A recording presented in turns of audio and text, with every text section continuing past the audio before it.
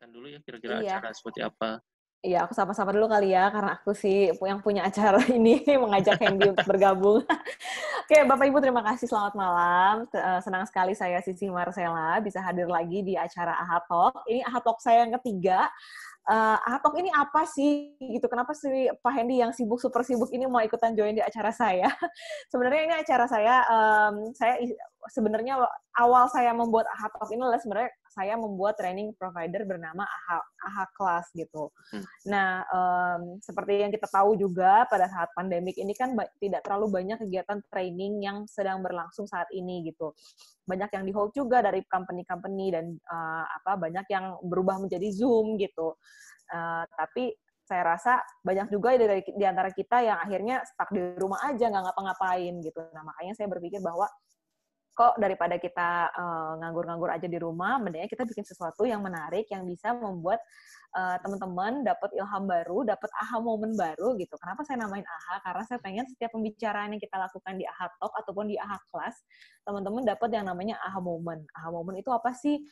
Itu aha itu adalah di mana kita saat menemukan kayak ide gitu, tiba-tiba tercetuslah ide saat kita lagi dengerin orang berbincang-bincang atau saat kita lagi melihat sesuatu gitu. Makanya saya bilang semua kelas saya namanya AHA Talk karena dari setiap perbincangan biasanya kita akan dapat satu makna atau satu ilmu baru yang akhirnya bisa kita pakai untuk kehidupan sehari-hari gitu. Nah, ini AHA Talk saya yang ketiga. Yang pertama saya juga join sama partner saya Hendy ya. Kita berdua udah pernah bikin AHA Talk juga dan ada sebagian besar yang ada di sini sudah pernah ikut AHA Talk saya yang pertama.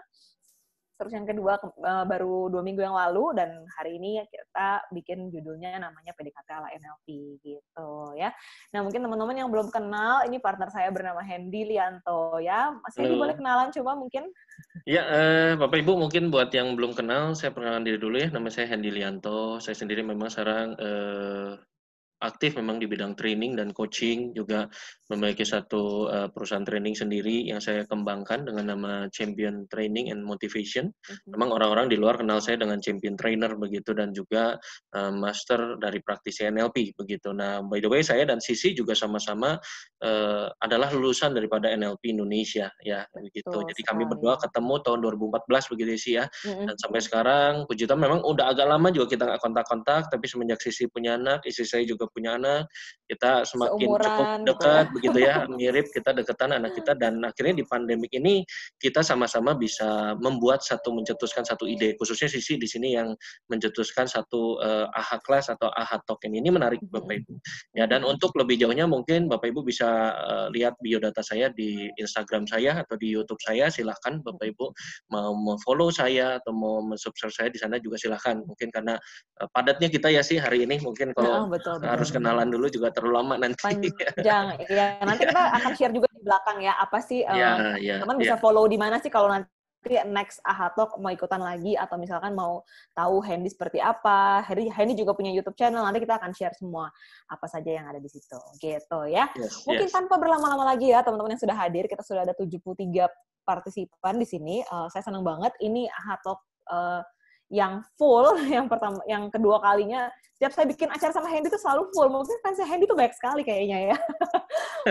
Jadi memang mungkin juga temanya yang menarik karena memang NLP ini lagi hits banget gitu kali ya. Sebenarnya nggak saat ini doang sih, sudah lama NLP ini hits dan baru belakangan makin dikenal gitu ya oleh orang-orang lain. Nah, mungkin kita sedikit cerita kali ya Hen ya. Apa sih yang namanya NLP itu supaya teman-teman tuh tahu gitu.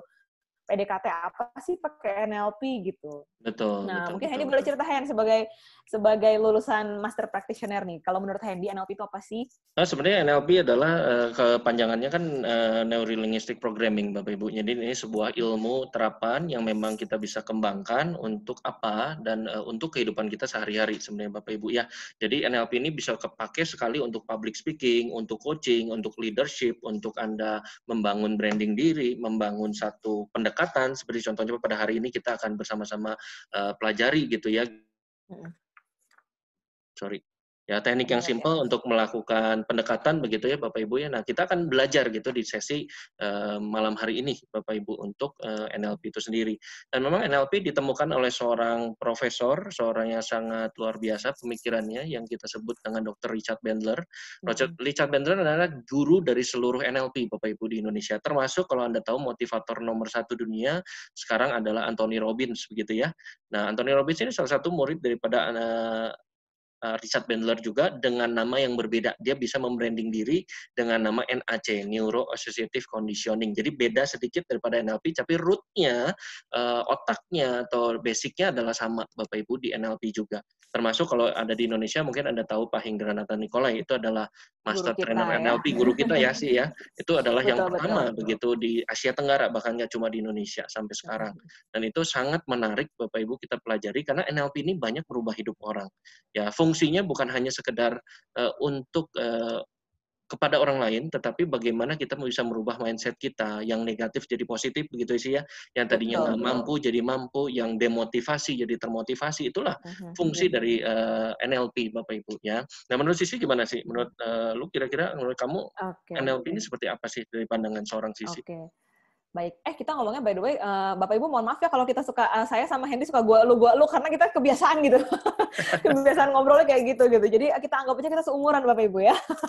Nah, ya jadi kalau menurut saya pribadi sebenarnya NLP itu apa sih? NLP itu sebenarnya ilmu yang menarik banget buat saya karena dari penemunya sendiri aja Richard Bandler ini sebenarnya kan bergabung sama John Grinder ya. Kedua orang ini adalah dua ahli, yang satu ahli komputer, yang satu ahli bahasa gitu. Dan kenapa sih NLP ini oke banget menurut saya? Karena mereka tuh menggabungkan ilmu bahasa dengan ilmu komputer gitu. Dimana kalau menurut Richard Bandler dan John Grinder itu adalah NLP ini adalah apa ya, kata mereka manusia itu seperti komputer sebenarnya. Yang kalau misalkan kita mau kalau komputer kan gini, dicolok USB terus dia tinggal copy aja gitu apa yang ada di USB itu. Nah, sama seperti manusia. Kalau kita mau jadi orang yang sukses ya kita tinggal colok aja USB kita sama orang sukses. Kalau kita mau Yes. pinter ngomong ya kita colok aja USB kita sama orang yang pinter ngomong gitu. Udah. Jadi sebenarnya manusia itu bisa jadi apapun yang mereka mau, hanya saja banyak apa ya namanya barrier atau banyak kendala-kendala yang mereka buat sendiri sebenarnya di Ya. dalam kepala mereka. Nah di NLP ini John Grinder dan juga si Richard Bandler ini berusaha mematahkan semua apa ya negatif thinking yang ada di manusia itu sendiri gitu. Jadi Ya. makanya kenapa saya bilang menarik karena neuro linguistic program ini berlaku untuk inner talk sendiri maupun outer talk ya apa namanya perbincangan langsung gitu lah ya. Kalau kita tahu kan Ya. komunikasi Ya. antara satu orang dengan orang lain. Nah kalau NLP ini ya untuk berkomunikasi dengan orang lain, bahkan untuk diri kita sendiri gitu. Nah, kalau di sesi kita yang pertama, saya sama Hendy yang pertama tentang NLP itu, kita bahas kebanyakan tentang inner talk ya, Hen ya, kayak Ya, lebih banyak betul. gimana secara kita move on dari kegagalan kita. Nah, yang kali ini kita lebih ngomongin gimana caranya kita melakukan teknik NLP untuk melakukan yang namanya PDKT. Ya, Nah, itu dia menarik tuh nih. Kayaknya Bapak Ibu seru ya. ya. Oke, oke. Oke, nah ini di hide dulu aja kali Hen ya, di stop share Oke. dulu kali ya. Ya, Nah, ya, kita ya. ngobrol-ngobrol sedikit nih Bapak Ibu ya. Bapak Ibu boleh kasih chat-chat di sini ya. Terakhir PDKT kapan sih? Apa sih rasanya PDKT gitu ya. Nah, jadi kalau judulnya kan PDKT ala NLP gitu. Kita ngomong sedikit kali tentang PDKT. Sebenarnya kenapa sih dibilang PDKT? Menurut Hendy gimana, Hen? Ya, sebenarnya PDKT itu ya hal yang kita lakukan sehari-hari ya, sih ya Yes. dan teman-teman semua, Bapak Ibu yang ada di sini karena, di segala sesuatu kita melakukan yang namanya PDKT gitu, dari zaman kita bahkan kecil sekalipun sih, Mm-mm. bahkan anak kita kalau lagi mau ngerengek minta, loli katakanlah minta permen, minta susu atau apapun, dia kan melakukan PDKT kan kepada orang tuanya, Mm-mm, bener nggak? mm-mm. Melakukan Betul, betul. contoh pendekatan begitu Bapak Ibu, itu yang sederhana sekali, bahkan ketika kita sudah berusia remaja, kita suka sama satu cowok, satu cewek, begitu kan, kita juga melakukan PDKT gitu. Bagaimananya kayak caranya kita ber-PDKT kepada dia tentunya begitu ya.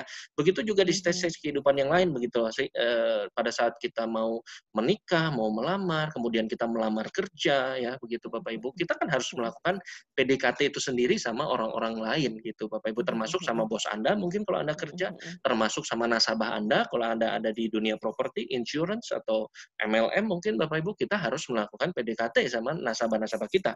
Kan nggak mungkin tiba-tiba kita langsung tawarin produk, langsung ngajak nikah, begitu ya sih ya. langsung melamar Mhm gitu, mhm kasih mhm. cincinnya walaupun cincinnya Mhm mhm. 1.000 karat begitu ya, atau emasnya berliannya juga harganya 10 M, tapi tentu Betul aja betul belum tentu cewek itu juga betul. mau, karena belum tentu, orang itu sreg dengan kita dengan cara Mhm. PDKT kita begitu. Makanya di zaman sekarang PDKT itu sangat penting begitu loh. Nah, menurut, kamu sendiri PDKT ini pentingnya di mana ya? Kenapa menurut sisi PDKT itu ke arah mana yang sisi maksud begitu?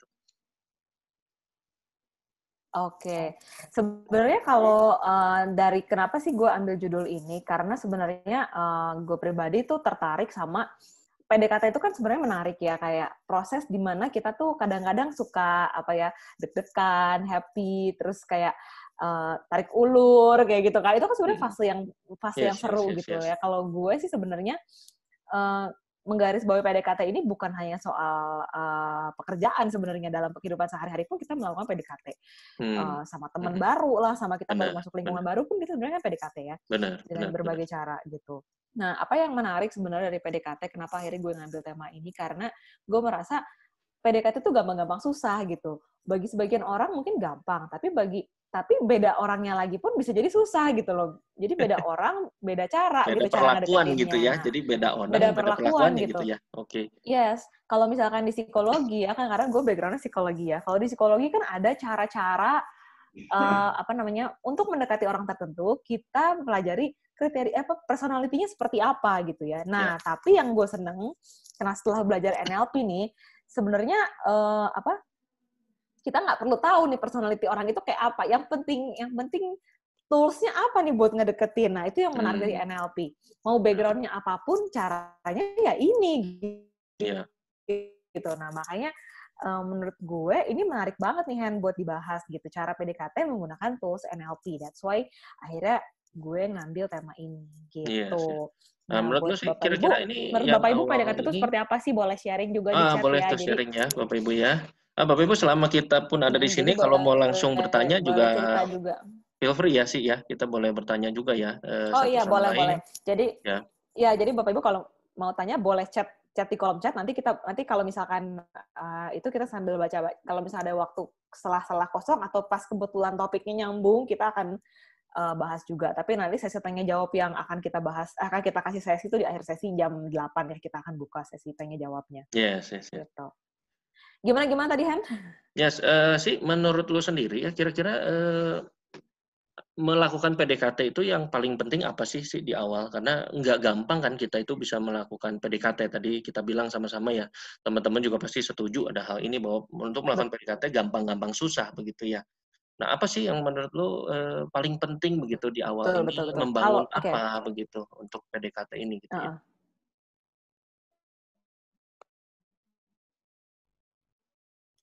Oke. Kalau menurut gue pribadi sebenarnya kenapa sih PDKT itu jadi susah dan gampang, itu sebenarnya hanya satu menurut gue.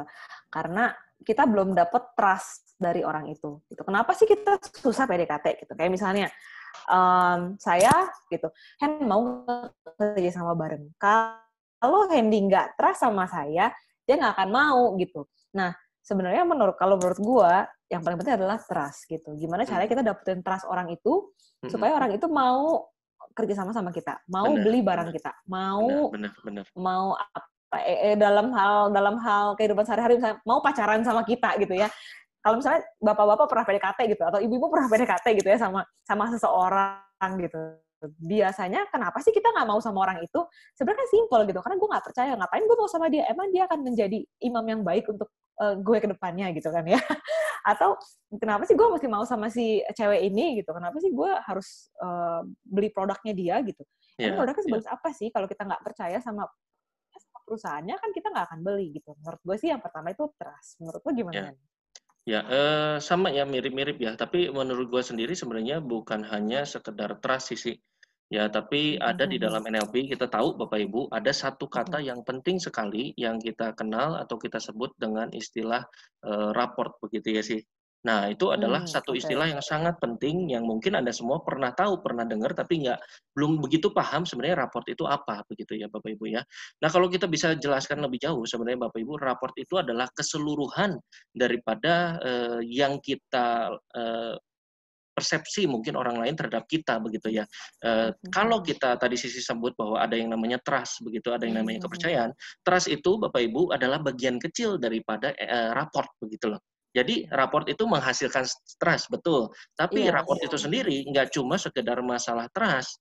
Ya lebih luas lagi daripada itu. Jadi kalau trust itu kan biasanya kalau kita orang selling nih, kita orang insurance apapun properti kita menjual sesuatu. Biasanya kan yang dibilang ya orang harus trust dulu dong sama kamu. Betul, itu satu hal yang memang harus kita bangun. Tapi sebenarnya lebih luas lagi adalah kita membangun yang namanya rapport sama orang tersebut. Rapport itu artinya lebih luas daripada trust, nggak cuma sekedar kepercayaan, Bapak Ibu semua, tapi rapport ini bisa juga mengenai citra diri kita, bisa juga mengenai cara berbicara kita, bisa juga mengenai cara berpakaian kita. Seperti hari ini saya mungkin berpakaian begitu ya, daripada saya pakai yang bolong-bolong begitu kan, pasti Anda juga boro-boro mau trust sama saya begitu ya. Raport saya di mata Anda bagaimana? Katanya pembicara begitu ya, katanya ya speaker hari ini, tapi pakainya baju bolong-bolong begitu sih. Nah itu adalah membangun raport. Nah raport itu apakah efektif atau tidak? Jadi raport itu lebih luas sih ya. Jadi dan itu yang harus kita bangun begitu loh. Harus kita bangun pelan-pelan begitu loh. Nah seperti itu karena memang tidak mudah gitu kita bisa membangun raport, itu juga perlu waktu, perlu yang namanya proses gitu untuk membangun itu sendiri. Nah menurut Sisi gimana, setuju kan nih sih dengan hal ini? Apakah memang menurut lo trust ini seperti apa, raportnya bagaimana begitu? Setuju. Sebenarnya memang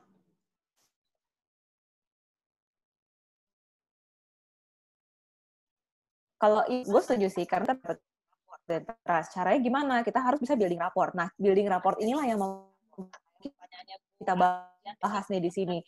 Gimana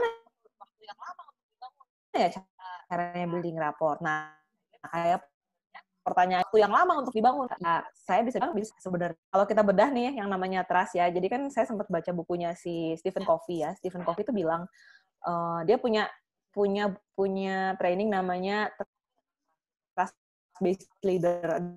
Ada bukunya juga di sana. Dia ngomongin tentang ada orang yang baru percaya sama orang kalau sudah kenal lama. Ada orang yang baru percaya sama orang itu kalau orang itu baik. Nah, kita coba tanya sama diri kita sendiri deh. Kamu atau saya baru percaya sama orang kalau apa ya? Kalau saya pribadi, saya percaya sama orang kalau orang itu ada buktinya gitu sebelumnya. Kayak misalnya, oh dia kalau misalnya, saya mau pinjemin uang nih, misalnya saya mau ada orang pinjam uang ke saya kasih nggak ya? Saya lihat dulu orang ini sebelum-sebelumnya pernah pinjam uang dan bayar nggak ya? Kalau misalnya dia bayar, ya mungkin saya akan kasih gitu. Atau ada juga orang yang, kalau orang ada yang mau pinjam uang, dia mikir dulu, saya udah kenal lama belum ya sama orang ini? Dia siapanya saya ya? Gitu. Nah, kebayang nggak, Hen? Ya, benar-benar. Nah, kebayang jadi banget. Memang itu perlu waktu sih, memang. Jadi untuk membangun rapport itu dan trust tentunya ya, Bapak Ibu semua, susah-susah gampang dalam artian adalah kita harus butuh proses untuk hal itu. Makanya justru hari ini kita belajar, Bapak Ibu semua, untuk mempercepat itu kan sih. Teknik-teknik apa yang kita bisa bangun begitu untuk mempercepat yang namanya membangun trust atau membangun rapport begitu loh. Ya. Nah, cuma banyak juga mungkin kita juga terbalik ya Bapak Ibu ya dengan yang namanya branding diri gitu loh sih. Itu di zaman sekarang. Ya, nah Bapak Ibu, branding diri itu berbeda dengan namanya membangun rapport gitu. Yes, betul. Oke, Bapak Ibu saya perlu feedbacknya di sini, kira-kira di saya nge-lag atau suara saya jelas ya? Karena di saya kok agak mendet-mendet gitu ya. Bapak Ibu saya perlu feedbacknya di saya. Sorry, suaranya double. Suaranya jadi double, ada 2 account Handy di sini soalnya.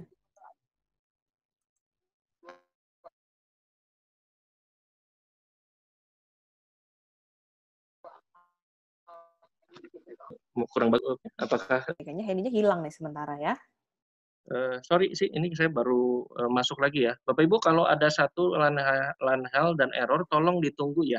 Sisi juga tolong tunggu saya untuk masuk lagi ya, kalau ada satu lanhal ya. Maaf Mbak Sisi sama Pak Hendy, ini video saya ke disable di host kayaknya ini. Oh iya, memang kita off dulu. Jadi Bapak Ibu, videonya sama mikrofonnya boleh di-mute dulu, nanti kita akan kasih waktu untuk dibuka lagi gitu ya, supaya fokus dulu gitu. Ya, thank you Pak Agung. Thank you semuanya. Yes. Supaya nanti yang lain nggak bingung gitu, ada banyak video. Ya, ya, ya. Oke, Oke, Bu. ya jadi gimana Hen? Ya, jadi memang ketika kita belajar, Bapak Ibu, mengenai raport atau kita belajar mengenai yang namanya membangun trust, kita harus pisahkan juga dengan yang namanya branding diri gitu ya, Bapak Ibu ya. Namanya membranding diri itu beda lagi dengan membangun raport gitu loh sih. Kita harus pahami dulu. Kan sama Pak, raport itu sama dengan branding diri, beda lagi. Ya kalau raport itu lebih ke dalamnya, udah lagi ke dagingnya. Tapi kalau branding diri itu seperti kulit luarnya, Bapak Ibu. Ya, banyak di antara Anda mungkin bisa kita pahami gambaran sederhananya branding diri ini gitu loh sih. Itu seperti dengan kata lain quote and quote adalah tebar pesona. Ya, bisa paham ya Bapak Ibu ya. Kalau Anda bisa membranding diri dengan baik, artinya Anda bisa menebar pesona dengan baik gitu loh di luaran. Tapi itu bukan dalam kurun untuk membangun raport, Bapak Ibu, begitu ya.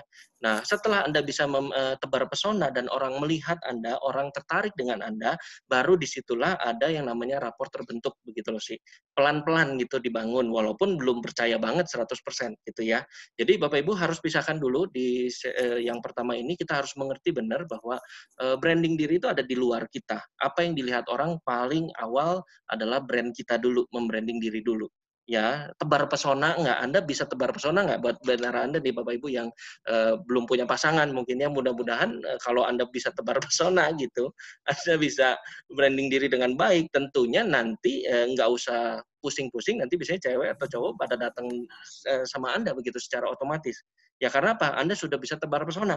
Nah, dari setelah tebar pesona itulah baru nanti Anda bangun raportnya gitu. Dari situ lama-lama akan dibangun yang namanya kepercayaan gitu loh sih. Maksudnya seperti itu. Jadi kita mesti pisahkan dulu antara branding diri ini apa, kemudian raport itu apa, dan juga trust itu adalah ternyata bagian kecil daripada sebuah raport.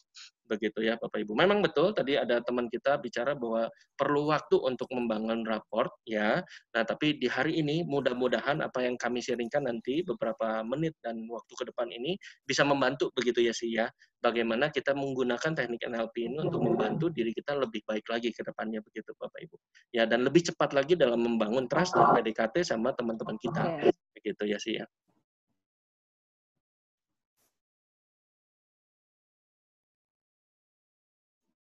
Oke. Iya, jadi mungkin untuk lebih simpelnya karena tadi mungkin Hendy ngomongnya agak ada yang putus-putus dan lain-lain. Oke, oke. Saya sedikit ding. Halo, sorry, putus-putus suaranya ya? Oke. Jelas nggak ya? Bagus. Bagus, Pak. Halo? Bagus. Suara saya cukup jelas. Oke. Baik. Saya lanjutin ya. Jadi kalau misalkan tadi Hendy ngomong tentang personal branding, sebenarnya ini ada kayak tahapannya gitu lah ya. Jadi sebenarnya kita PDKT itu untuk apa sih sebenarnya? Sama kita, mau percaya sama kita gitu ya. Jadi, nah dengan membuilding rapport, kita tidak hanya mendapatkan kepercayaan orang itu, tapi juga mendapatkan relationship yang baik dengan orang itu, gitu ya. Nah, kalau tadi ini ngomong personal branding, apa sih personal branding itu? Apa branding diri atau personal branding atau apa branding atau apapun lah gitu ya. Istilahnya kayak gini, kayak misalnya Bapak Ibu mau beli shampoo gitu ya, kan ada yang namanya brand ambassador gitu. Nah, si brand ambassador ini kan membangun image si shampoo ini supaya orang mau membeli gitu. Nah, kurang lebih seperti itu gambarannya. Jadi kenapa sih kita nggak akan ngomongin si branding? Karena kenapa tadi Hendy sempat ngomongin branding? Karena ada salah satu peserta yang sempat tanya juga ke Hendy pada saat branding ini sama nggak sih sama yang namanya building rapport dan juga sama nggak sih sama yang namanya trust gitu. Jadi makanya tadi Hendy sempat bahas panjang seperti itu gitu. Nah, tadi kita udah bahas sedikit tentang trust. Ya, tadi ada Bu Ana juga yang bilang trust itu kan susah didapatkan, trust itu kan waktunya lama. Yes, betul. Ada orang yang lama banget percaya sama orang, apalagi kalau pernah rusak kepercayaannya sama orang lain. For example lah ya gitu, misalnya kita pernah dikecewakan sama orang gitu, pernah ada diajak bisnis sama orang terus gagal dan uangnya dibawa lari gitu misalnya ya. Nah, habis itu kita jadi susah percaya sama orang, ya wajar gitu. Nah, itu yang mau kita pelajari, gimana ya caranya supaya kita bisa membuilding rapport yang baik dengan orang sehingga orang ini mau trust lagi sama kita atau bisa mau beli produk kita kayak gitu. Jadi kalau tadi ngomongin trust-nya, kita sekarang akan ngomongin building rapport-nya, karena ini yang mau kita bahas dengan cara NLP-nya gitu. Nah, building rapport itu apa sih sebenarnya? Kalau menurut saya pribadi sebenarnya building rapport adalah cara untuk kita membangun hubungan dengan orang lain supaya orang itu bisa dekat sama kita, bisa buy-in sama apa yang mau kita lakukan ke depannya gitu. For example, kalau kita baru masuk satu ruangan baru, biasanya kita akan cari teman kan gitu. Apa yang kita lakukan? Biasanya kita salaman sama orang, apa kabar? Kamu dari mana? Peserta apa? Peserta training juga ya gitu. Oh, dari mana? Perusahaan apa? Oh, sama-sama dari asuransi ya gitu. Nah, itu sebenarnya kita sedang nge-building rapport gitu. Nah, itu kalau menurut saya. Menurut Hendy gimana, Hen? Building rapport tuh seberapa penting sih? Kenapa sih kita akhirnya jadi membahas building rapport ini? Penting banget ya, Bapak Ibu, bahwa membangun building rapport ini nggak sembarangan gitu loh. Kita harus betul-betul bisa membangun building rapport ini, karena rapport ini apa yang kita lihat, dilihat oleh orang lain terhadap kita, gitu Bapak Ibu. Kalau memang orang lain melihat citra diri kita negatif dan nggak bagus, atau cara berpakaian kita udah selengean, atau senyum kita udah sengak, nggak enak gitu loh, kitanya mungkin nggak mandi gitu ya. Nah, itu akan membuat orang tidak nyaman kan begitu ya. Nah, tidak nyaman itu tentunya akan membuat rapor kita turun di mata orang lain. Bukan hanya sekedar masalah kebersihan, senyum, bukan hanya masalah berpakaian, tapi juga mungkin citra diri yang sudah kita bawa sebelum-sebelumnya. Nah, zaman sekarang Bapak Ibu kita juga bisa building raport ini juga melalui sosial media begitu sih ya. Itu juga bisa dilihat oleh orang-orang lain luar gitu ya, bahwa siapa kita melalui Instagram kita, melalui Facebook kita, mungkin TikTok di zaman sekarang Bapak Ibu yang paling banyak digandrungi orang begitu ya. Nah, Anda bisa melihat bahwa melalui sosial media orang sekarang juga membangun raportnya begitu ya. Membangun raport yang lebih baik lagi di zaman sekarang. Banyak saat ini saya lihat sosial media begitu luar biasa begitu ya untuk membangun raport di zaman social distancing ini gitu loh sih. Makanya membangun raport ini nggak sembarangan. Ya, nah kita akan membahas beberapa teknik gitu ya sih ya nanti di setelah ini bagaimana kita bisa membangun raport kita begitu ya supaya ya ini Pak Wahyudi ada bilang apakah kita bisa building raport tinggi terhadap market yang sebentar saya lihat dulu ya terhadap market yang sudah trauma bisa Pak bisa Nah, banget nanti begitu ini ya. kita bahas nanti ya Hen ya. Nanti tunggu dulu ya Kita di bahas hold. sama-sama Ya, kita di akhir ngomonginnya ya. biar ngeflow-nya lebih enak gitu. Jangan tiba-tiba lompat ke yang berat di pertanyaannya nih ya. Karena ini panjang penjelasannya nih gitu. Kita ngomonginnya jangan trauma dulu deh ya. Kita ngomonginnya ke gimana building rapport sama orang baru nih. Kita nggak tahu orang ini siapa, orang ini gimana dan lain-lain. Itu dulu yang paling simple gitu ya. Karena kan kita memulai dari itu dulu gitu. Betul. Ada teknik kalau di NLP ada teknik menarik yang namanya boleh dibuka slide-nya kan di next. Ya. Nah, ada beberapa teknik yang mau kita share. Yang pertama mau kita share adalah teknik pacing dan teknik leading. Apa itu? Pacing itu adalah kan kalau di sini sebenarnya perceive a common experience gitu ya. Sama lead itu apa sih? Lead itu let them entertain a new direction. Nah, ini menarik nih ya. Untuk ngejelasinnya mungkin saya kasih contoh kali ya. Saya udah admit belum ada yang baru masuk. Nanti saya bantu sih untuk akses. Oke, ya. Pacing dan itu seperti apa sih? Misalnya gini. Jadi kalau kita baru pertama kali ketemu orang, saya pribadi deh, misalnya saya contohin ya. Jadi saya tuh waktu itu baru masuk ke satu perusahaan. Saya susah banget dapetin trust-nya atasan saya. Kenapa? Karena orang sebelum saya itu orangnya perfect banget menurut atasan saya. Jadi setiap kali saya mau tampil training, setiap kali saya mau ngajuin ide, dia always comparing to this person gitu ya, yang udah keluar itu gitu ya, sebelum saya gitu. Jadi teman-teman bisa bayangin betapa susahnya saya dapetin kepercayaan si bos saya ini gitu. Nah, apa yang saya lakukan untuk mendapatkan trust dia gitu? Saya melakukan pacing. Apa itu pacingnya seperti apa? Saya melakukan pendekatan sama dia dengan berbagai cara. Misalkan, bisa nggak kamu bikin slide-nya seperti ini yang saya mau gitu. Saya ikutin apa maunya dia. Oh, slide-nya mesti gini ya, Pak. Terus dia tanya lagi, bisa nggak kamu kalau ngajar, biasanya kita setel lagu supaya lebih fun gitu. Oh, bisa Pak. Jadi saya akan ikutin apa maunya dia dulu gitu. Istilahnya kan untuk kita bisa dapetin trust dia, kita ikutin dia maunya apa gitu. Terus setelah berapa lama, saya udah mencoba melakukan apapun yang dia katakan, yang dia minta. Setelah kurang lebih 3-4 bulan, akhirnya dia baru trust sama saya dengan cara apa tahu nggak, Hen? Jadi saya tahu Gimana kalau sih? akhirnya saya mengenali dia kan setelah 3-4 bulan gitu ya. Akhirnya kan Ya. setelah gue kenal sama si bapak gue ini, gue tahu kelemahan dia gitu. Ternyata kelemahan dia adalah dalam bahasa Inggris, which is gue lebih baik daripada dia gitu. Jadi akhirnya suatu ketika gue diminta untuk ngajar di Filipina gitu sama dia. Kamu deh yang pergi ke Filipina gitu. Kenapa nggak Bapak? Oh, soalnya udah lo aja yang ngajar deh. Gue agak deg-degan kalau ngomongnya bahasa Inggris gitu. Oke lah, gue yang pergi gitu. Nah, begitu gue pergi ke sana, gue mau ngajar di sana dan segala macam. Akhirnya gue pulang dan ternyata dia dapat report dari orang Filipina. Oh, Bu Sisi oke nih ajarnya segala macam gitu lah dari orang sana ya. Saya nggak tahu dia ngomongnya gimana. Akhirnya sejak itu bos saya percayalah sama saya gitu. Jadi apa sih yang bisa kita contoh mungkin kalau menurut gue pribadi itu yang gue lakukan gitu. Itu pacing gue dengan cara gue mengikuti maunya dia dulu deh, kasih enaknya dulu deh ke dia gitu. Lu mau apa sih? Mau ini oke, mau itu oke, gue ikutin gitu. Sampai suatu ketika begitu dia sudah dapat trust-nya saya, itu gampang banget dan itu enak banget Hen gitu. Jadi begitu gue mau, Pak mendingan gini aja deh, Pak mendingan gitu aja deh. Jadi gue yang udah akhirnya mulai ngasih saran gitu ke dia, Pak kayaknya kalau ngajar ini mendingan kayak gini deh gamesnya. Pak kalau ngajar ini mendingan pakainya cara ini deh gitu. Dan sampai terakhir tuh gue dengan misalnya lebih mudah untuk gue jadi kayak misalnya Pak gue mau izin ke sini ya Pak ya gitu. Jadi untuk cuti aja tuh jadi lebih gampang gitu loh. Padahal yang lain-lainnya bilang kayaknya sebelum ada Mbak Sisi kayaknya kita nggak pernah deh diizinin libur hari ngajar gitu. Nah, sejak ada gue katanya jadi diliburin karena ya itu mungkin apa yang gue lakukan pacing dan leading gitu. Itu kalau pengalaman pribadi gue. Kalau Hendy gimana? Pernah ada pengalaman nggak pacing dan leading? Jadi Bapak Ibu sebenarnya saya pakai 2 device ya ini karena satu bermasalah takutnya ada problem, jadi mudah-mudahan bisa kelihatan di tempat Anda juga gitu ya. Nah pacing leading ini sebenarnya adalah seperti kayak kita mancing sih. Ya Bapak Ibu mungkin ada yang hobinya mancing, ada juga yang enggak, tapi pasti pernah lihat dong yang namanya mancing ikan kayak apa begitu ya. Nah mancing itu pasti tentunya kita nggak bisa dengan serta-merta ngasih kail, kita lempar terus tiba-tiba ikan nyamplok begitu ya. Mau ikan kecil, mau ikan gede, tiba-tiba nyamplok Anda begitu. Nah itu nggak bisa seperti itu.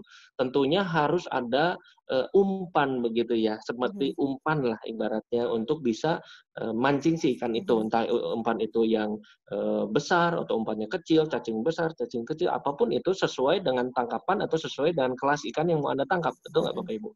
Nah, justru ketika kita sudah mancing, kita lempar kailnya dengan pancingan dan juga dengan si bait-nya itu, dan ketika memang sudah tertangkap sama si ikannya ini, kan nggak Anda tarik langsung kan, betul nggak Bapak Ibu? Si ikan ini apakah Anda langsung tarik kenceng terus putus begitu ya? Nah itu yang sering terjadi ketika kita orang mancing biasanya begitu.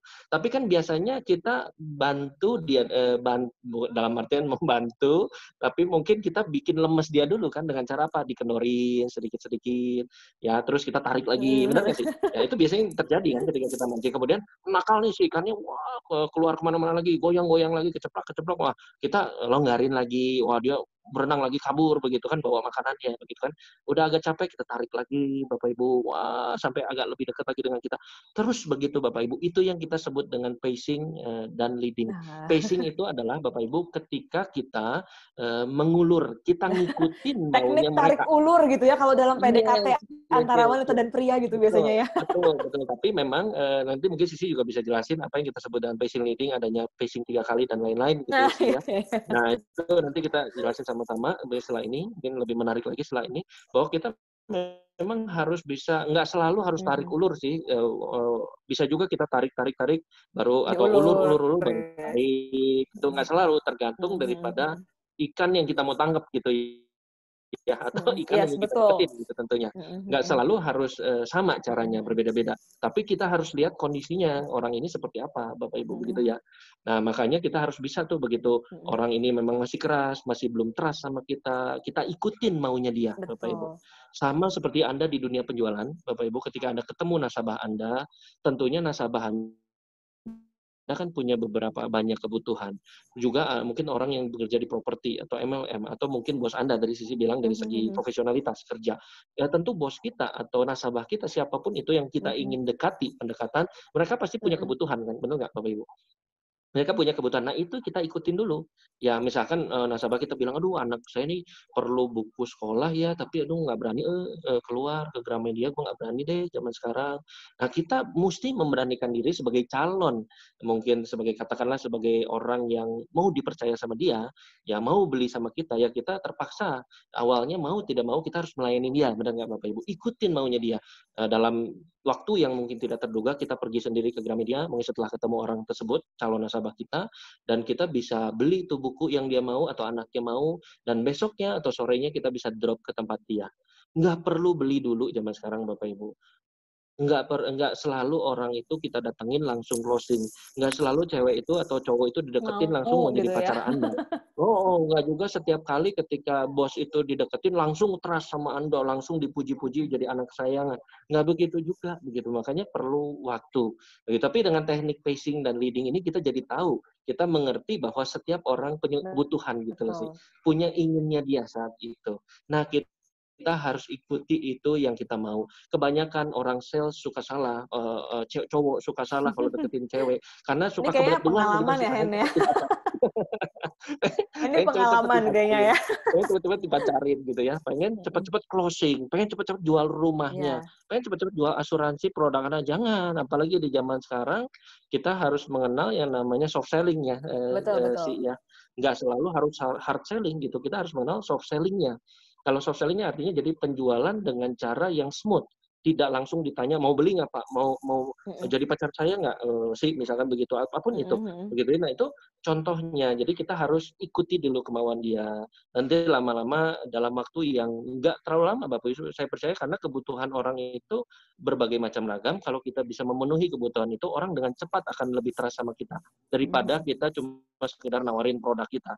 Daripada kita hanya sekedar tebar pesona terus sih. Ya, bergaya bawa mobil Mercy, bergaya bawa mobil mewah ke depan cewek, belum tentu cewek itu tertarik. Nggak semua cewek itu melihat uang kita kan begitu, ngelihat uang si Iya cowok betul. begitu. Itu contohnya ya. Nggak semua begitu Nah ya Bapak makanya. Ibu. Sama seperti kita mendekati orang gitu Mm-mm. ya Bapak Ibu. Jadi harus seperti prinsip mancing tadi ya sih ya, kita harus Yes. ingat ikuti kemauannya dulu. Kalau udah mulai lemes, artinya prospek kita atau orang-orang yang kita deketin mereka sudah mulai kecapean, dalam artian mereka sudah happy dengan pelayanan kita, apa yang Udah kita kelepek-kelepek gitu ya. diikutin. Nah baru kita mulai tarik-tarik ke arah kita tuh sih. Mulai Betul. ditarik ke arah kita maunya, ini kita punya produk bagus loh. Ini ada produk bagus dari botol air minum yang mungkin anti corona Mm-mm. begitu ya sih ya. Nah, air minum anti corona mau dijual juga kalau udah percaya orang Mm-mm. percaya akan Mm-mm. beli begitu Bapak Ibu. Mau tidak mau. Karena orang sudah percaya begitu sudah raport kita sudah bagus. Begitu ya, seperti itu. Jadi bangunlah raport dengan cara pacing dan leading ini penting Oke. begitu Bapak Ibu ya. Nah sih pacing leading ini juga menurut Sisi gimana sih? Apa yang bisa kita jelaskan? Apa yang kita bisa bagi sama teman-teman kita nih menurut pengalaman Sisi? Oke. Nah ada satu yang menarik yang gue mau share juga gitu ya. Jadi mengenai trust tadi sebenarnya menurut gue ini sangat menarik banget karena kalau menurut si Stephen Covey tadi gue hampir lupa kan gue lagi ngomongin si Stephen Covey tadi ya. Jadi si Stephen Covey tuh bilang untuk kita mendapatkan trust kita tuh harus tahu bahwa trust itu ada 2 unsur. Yang pertama adalah unsur karakter dan yang kedua adalah kompetensi. Okay. Kapan sih orang bisa kita dapetin kepercayaannya? Kalau misalnya gini, ada orang kayak tadi gue bilang, gue baru percaya sama orang kalau gue udah lihat kerjaan dia kayak apa gitu ya. Kalau di kantor gitu ya, kenapa sih gue baru percaya sama anak buah gue? Kalau gue udah lihat kerjaan dia bagus gitu ya, aduh gue percaya gitu. Nah kayak bos gue itu, mungkin dia salah satu orang yang kayak gitu. Ada orang yang percaya sama orang kalau orangnya baik gitu. Makanya orang sering ketipu kan gitu. Makanya itu kan 2 unsur tuh. Karakter sama unsur kompetensi gitu. Ya, Makanya ya. kita harus lihat dua-duanya gitu. Sama kayak kita kayak jualan gitu. Sebagai seorang sales atau sebagai seorang cowok yang lagi ngedeketin seseorang gitu. Ya, ya. Ya teman-teman harus punya 2 unsur ini gitu. Harus punya karakter yang baik, karakter sales yang baik gitu ya. Tapi harus juga punya kompetensi. Kompetensi di sini maksudnya apa? Kayak misalnya sebagai cowok, ya lu selain baik, lu juga bener dong gitu punya kerjaan yang baik, di pekerjaan bagus, semangat kerja, walaupun kerjanya belum sukses mungkin, tapi semangat juangnya ada gitu. Itu kan kompetensi ya gitu. Nah, mungkin baru cewek itu mau sama lu gitu kan. Sama juga kayak sales gitu. Oke, gue kenal nih sama Hendy gitu. Tapi belum tentu produk Hendy gue beli. Kalau apa? Kalau yang dijual misalnya gue nggak tahu nih produknya, gue nggak pernah denger gitu misalnya gitu. Ada orang yang kayak gitu juga kan. Jadi kalau bisa yang namanya pacing dan leading ini pun dikombinasikan dengan dua unsur tadi gitu. Teman-teman harus bisa punya, harus dua-duanya ini harus komplit gitu. Nah, ada caranya juga nih Hen untuk bangun. Kalau kompetensi kan kita udah tahu ya, yang namanya bangun kompetensi kita harus mahir dalam pekerjaan kita itu sendiri. Ya, jadi expert gitu ya sih ya, di bidang kita ya. Product knowledge-nya harus ngerti juga. Kamu mau jualan apa gitu. Kalau kamu aja nggak tahu kelemahan-kelemahan dari produkmu ini apa yang bisa menangkal, menjawab, kalau misalnya kalian nanya, jawabnya apa nih gitu. Misalnya gini, rumahnya kok jelek banget ya Bu posisinya. Oh enggak dong gitu, karena ini rumah adopsi nih, ini bagus nih buat yang orangnya CEO apa gitu kan, kita bisa nangkis gitu. Itu kan itu kompetensi gitu. Tapi kita juga combine dengan karakter. Entah ini maunya apa nih, misalnya mau anak beli gitu. Nah, itu kan sebenarnya kita mencoba mendekati orang itu dengan karakter kita yang baik gitu kan. Nah, cara untuk membangun karakter gimana? Ya tadi itu mencoba untuk menunjukkan bahwa ya kita ini orang baik loh gitu. Bangun yang namanya kalau di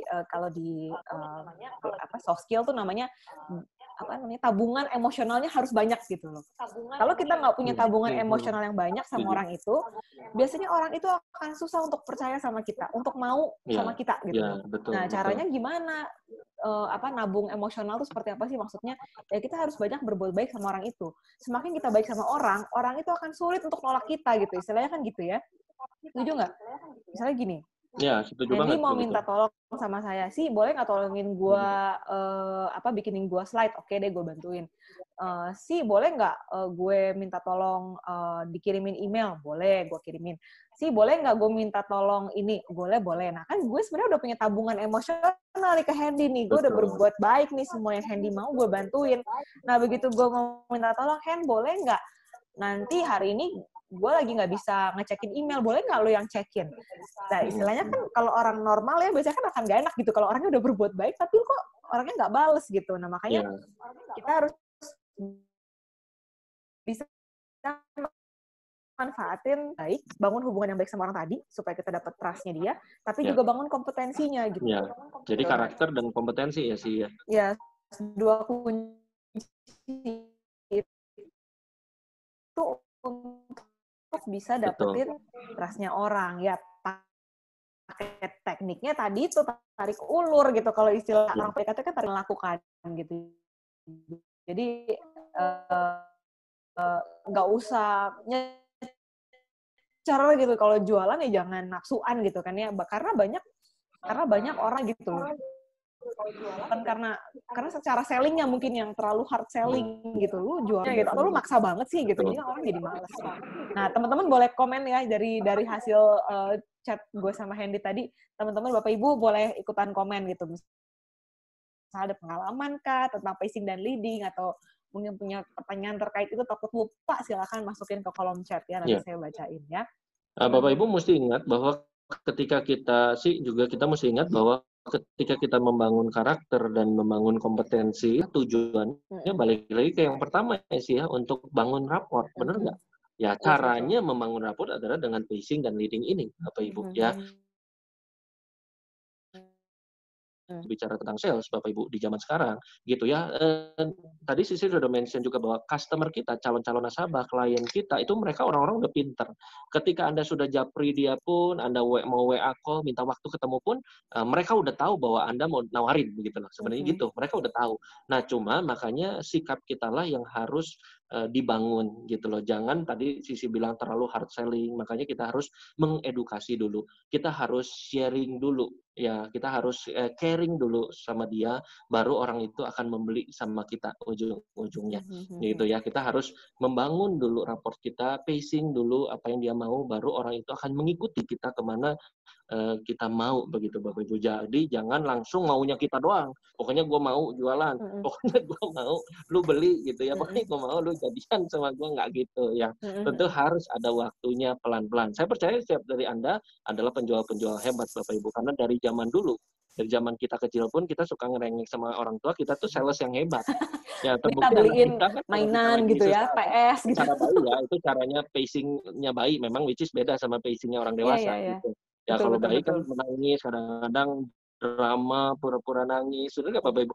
Tapi kita sebagai orang tua kan iba, that's cara baby begitu ya. Itu yang terjadi. Nah, beda lagi dengan anak remaja begitu ya. Anak remaja biasanya cara mempacingnya pada orang tua misalnya gimana? Mungkin dia agak memberontak sedikit, dia apa? Dia ingin kemauannya diikutin begitu. Orang tua harus lihat gitu ya anak remaja begitu. Nah, tentunya ketika kita bicara tentang penjualan pun kita harus mengerti hal itu bahwa kita memang adalah naturnya adalah seorang penjual yang baik. Ya, kita adalah orang yang bisa mem-PDKT dengan natural sebenarnya dari awalnya. Begitu loh sih. Nah, itu ya, itu yang benar kita harus pahami gitu ya. Jadi waktu diskusi kita pernah tahu ya bahwa ada teknik yang kata lu 3 kali pacing dan Oh segala iya, macam. iya. Gue mau cerita itu ya. Jadi, Nah, itu maksudnya gimana ya sih? jadi kalau menurut penelitian gue, ini penelitian Ya, kecil-kecilan gitu. Karena gue mencoba kecil-kecilan ya. beberapa cara gitu ya. Pacing dan leading ini tuh ada triknya gitu. Jadi Ya, minimal tuh kita 3 kali pacing ke orang, baru kita bisa leading gitu. Karena kalau kita cuma ya. 1 kali pacing, terus leading, ya kayak kata Hendy, lu baru mancing, ini kan 1 kali pacing tuh ngasih umpan, Heeh. terus langsung kita tarik gitu ya, ikannya keburu masih punya tenaga untuk kabur gitu kan. Jadi kita harus Ya, kayak bikin betul. Putus gitu kelepek-kelepek jaringnya. dulu gitu kan ya. Makanya kan kalau mau deketin cewek kan kasih bunga, kasih antar jemput gitu ya, terus Ya, kasih apalagi ya, bayarin makan, bayarin nonton, baru kita tembak gitu kan, mau apa enggak nih ya, orang gitu ya. Nah kalau misalnya benar. lu ditolak sama si cewek ini, sebenarnya bukan karena elunya, mungkin pacing lu kurang banyak gitu loh. Jadi Betul. harus pacingnya lebih lama gitu. Nah biasanya kalau menurut pengalaman saya sendiri, pacing tuh biasanya 3 kali. Ini nggak ini ya, nggak pakem gitu, tapi biasanya Ya, minimal pacing dulu 3 kali, baru kita bisa leading. Karena kalau kita pacingnya cuma sekali, ya. leading terus leadnya nggak akan dapet gitu. Sama kecil naturnya sudah sebenarnya waktu saya remaja gitu kan. Kalau saya mau izin sama mama saya pulang hari Sabtu mau keluyuran gitu ya, mau pulang malam gitu. Kan misalnya kalau misalnya saya langsung bilang, "Mah, hari Sabtu aku izin ya mau pergi sama si ini, pulangnya malam," gitu. Pasti kan nyokap gue langsung marah-marah dong gitu. Ya, Enak ya, aja benar. anak cewek keluyuran pulang malam gitu ya. Nah, caranya gimana? Gue pacing dulu gitu kan. "Mah, aku udah setrika baju ya, aku udah bantuin mama ya. Ma itu tadi aku udah sapu pel ya di rumah ya," gitu, udah pusing Ya, gitu. Terus kan nyokap gue ya. kan udah happy tuh, "Oh iya, oke udah bagus," gitu ya. Biasanya nyokap gue sih nggak pernah bilang bagus, cuma dia kelihatan happy aja gitu. Terus habis itu baru deh tuh gue leading, "Mah, kan hari Sabtu tuh si ini ulang tahun ya, boleh nggak sih aku pergi sama temen-temenku," gitu. Biasanya kan, Ya. "Ngapain?" gitu. Terus kan mau cuma ini aja sih, ke kafe aja sih gitu. Terus udah gitu kan baru akhirnya mau ngapain, mau sama siapa, pulangnya gimana nanti segala macam. Ya. "Oh nanti tenang aja kok, ada yang nganterin," Benar. segala macam. Barulah akhirnya nyokap gue bilang, "Ya udah," barulah gue leading lagi, "Bagi duit dong," gitu. Nah itu tuh Nah, biasanya maunya gitu ya.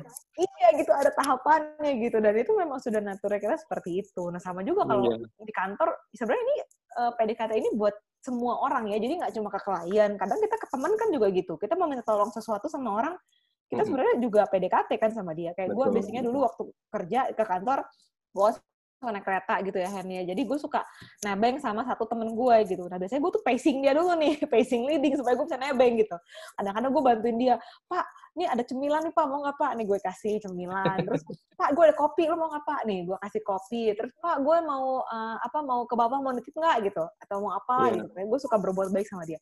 "Pak, tapi ntar Iya. sore gue nebeng ya," gitu. Nah kan dia kan jadi nggak enak gitu sama gue kalau Iya, bilang benar. enggak gitu. Ada perasaan nggak enak ya. Iya, Seperti utang iya mungkin kayak gitu ya utang sih ya. budi gitu. Seperti hutang ya, tapi hutang yang positif Iya, iya. gitu kan, karena kebaikan kita, perhatiannya kita Betul, gitu ya betul, sih ya. betul. Nah, tapi ya Bapak Ibu jangan juga jadi pamrih gitu kan. Kan gue udah kasih lu yang baik-baik, masa Ya, lu nggak mau benar, sih gitu? jangan Ya sampai nggak begitu. juga gitu. At least kita berbuat baik aja yang banyak sama orang, karena kita nggak pernah tahu orang itu akan balas budi ke kitanya kapan gitu. Jadi ya tadi itu Iya. nabung emotional bank account kita harus banyak sama orang, karena kalau kita nggak Iya. banyak ya kita cuma kasih tarikan doang, orang nggak akan mau gitu kan gitu. Ya, Itu selalu sih, narik ke Hen. ke kita terus gitu ya sih ya. Orang pasti akan juga jenuh begitu kan ya. Betul. Seperti analogi ikan tadi loh Bapak Ibu. Kita mesti ingat ya. Jadi buat Bapak Ibu yang mungkin sekarang merasa kenapa ya kok gue jualan masih belum nyantol-nyantol. Kenapa kok pacar belum dapat-dapat. Kenapa kok bos masih belum suka sama saya. Mungkin Anda terlalu banyak narik buat diri sendiri gitu ya. Pesannya begitu dari pacing leading ini. Jadi kita harus juga banyak bersumbangsi kepada orang-orang sekitar kita.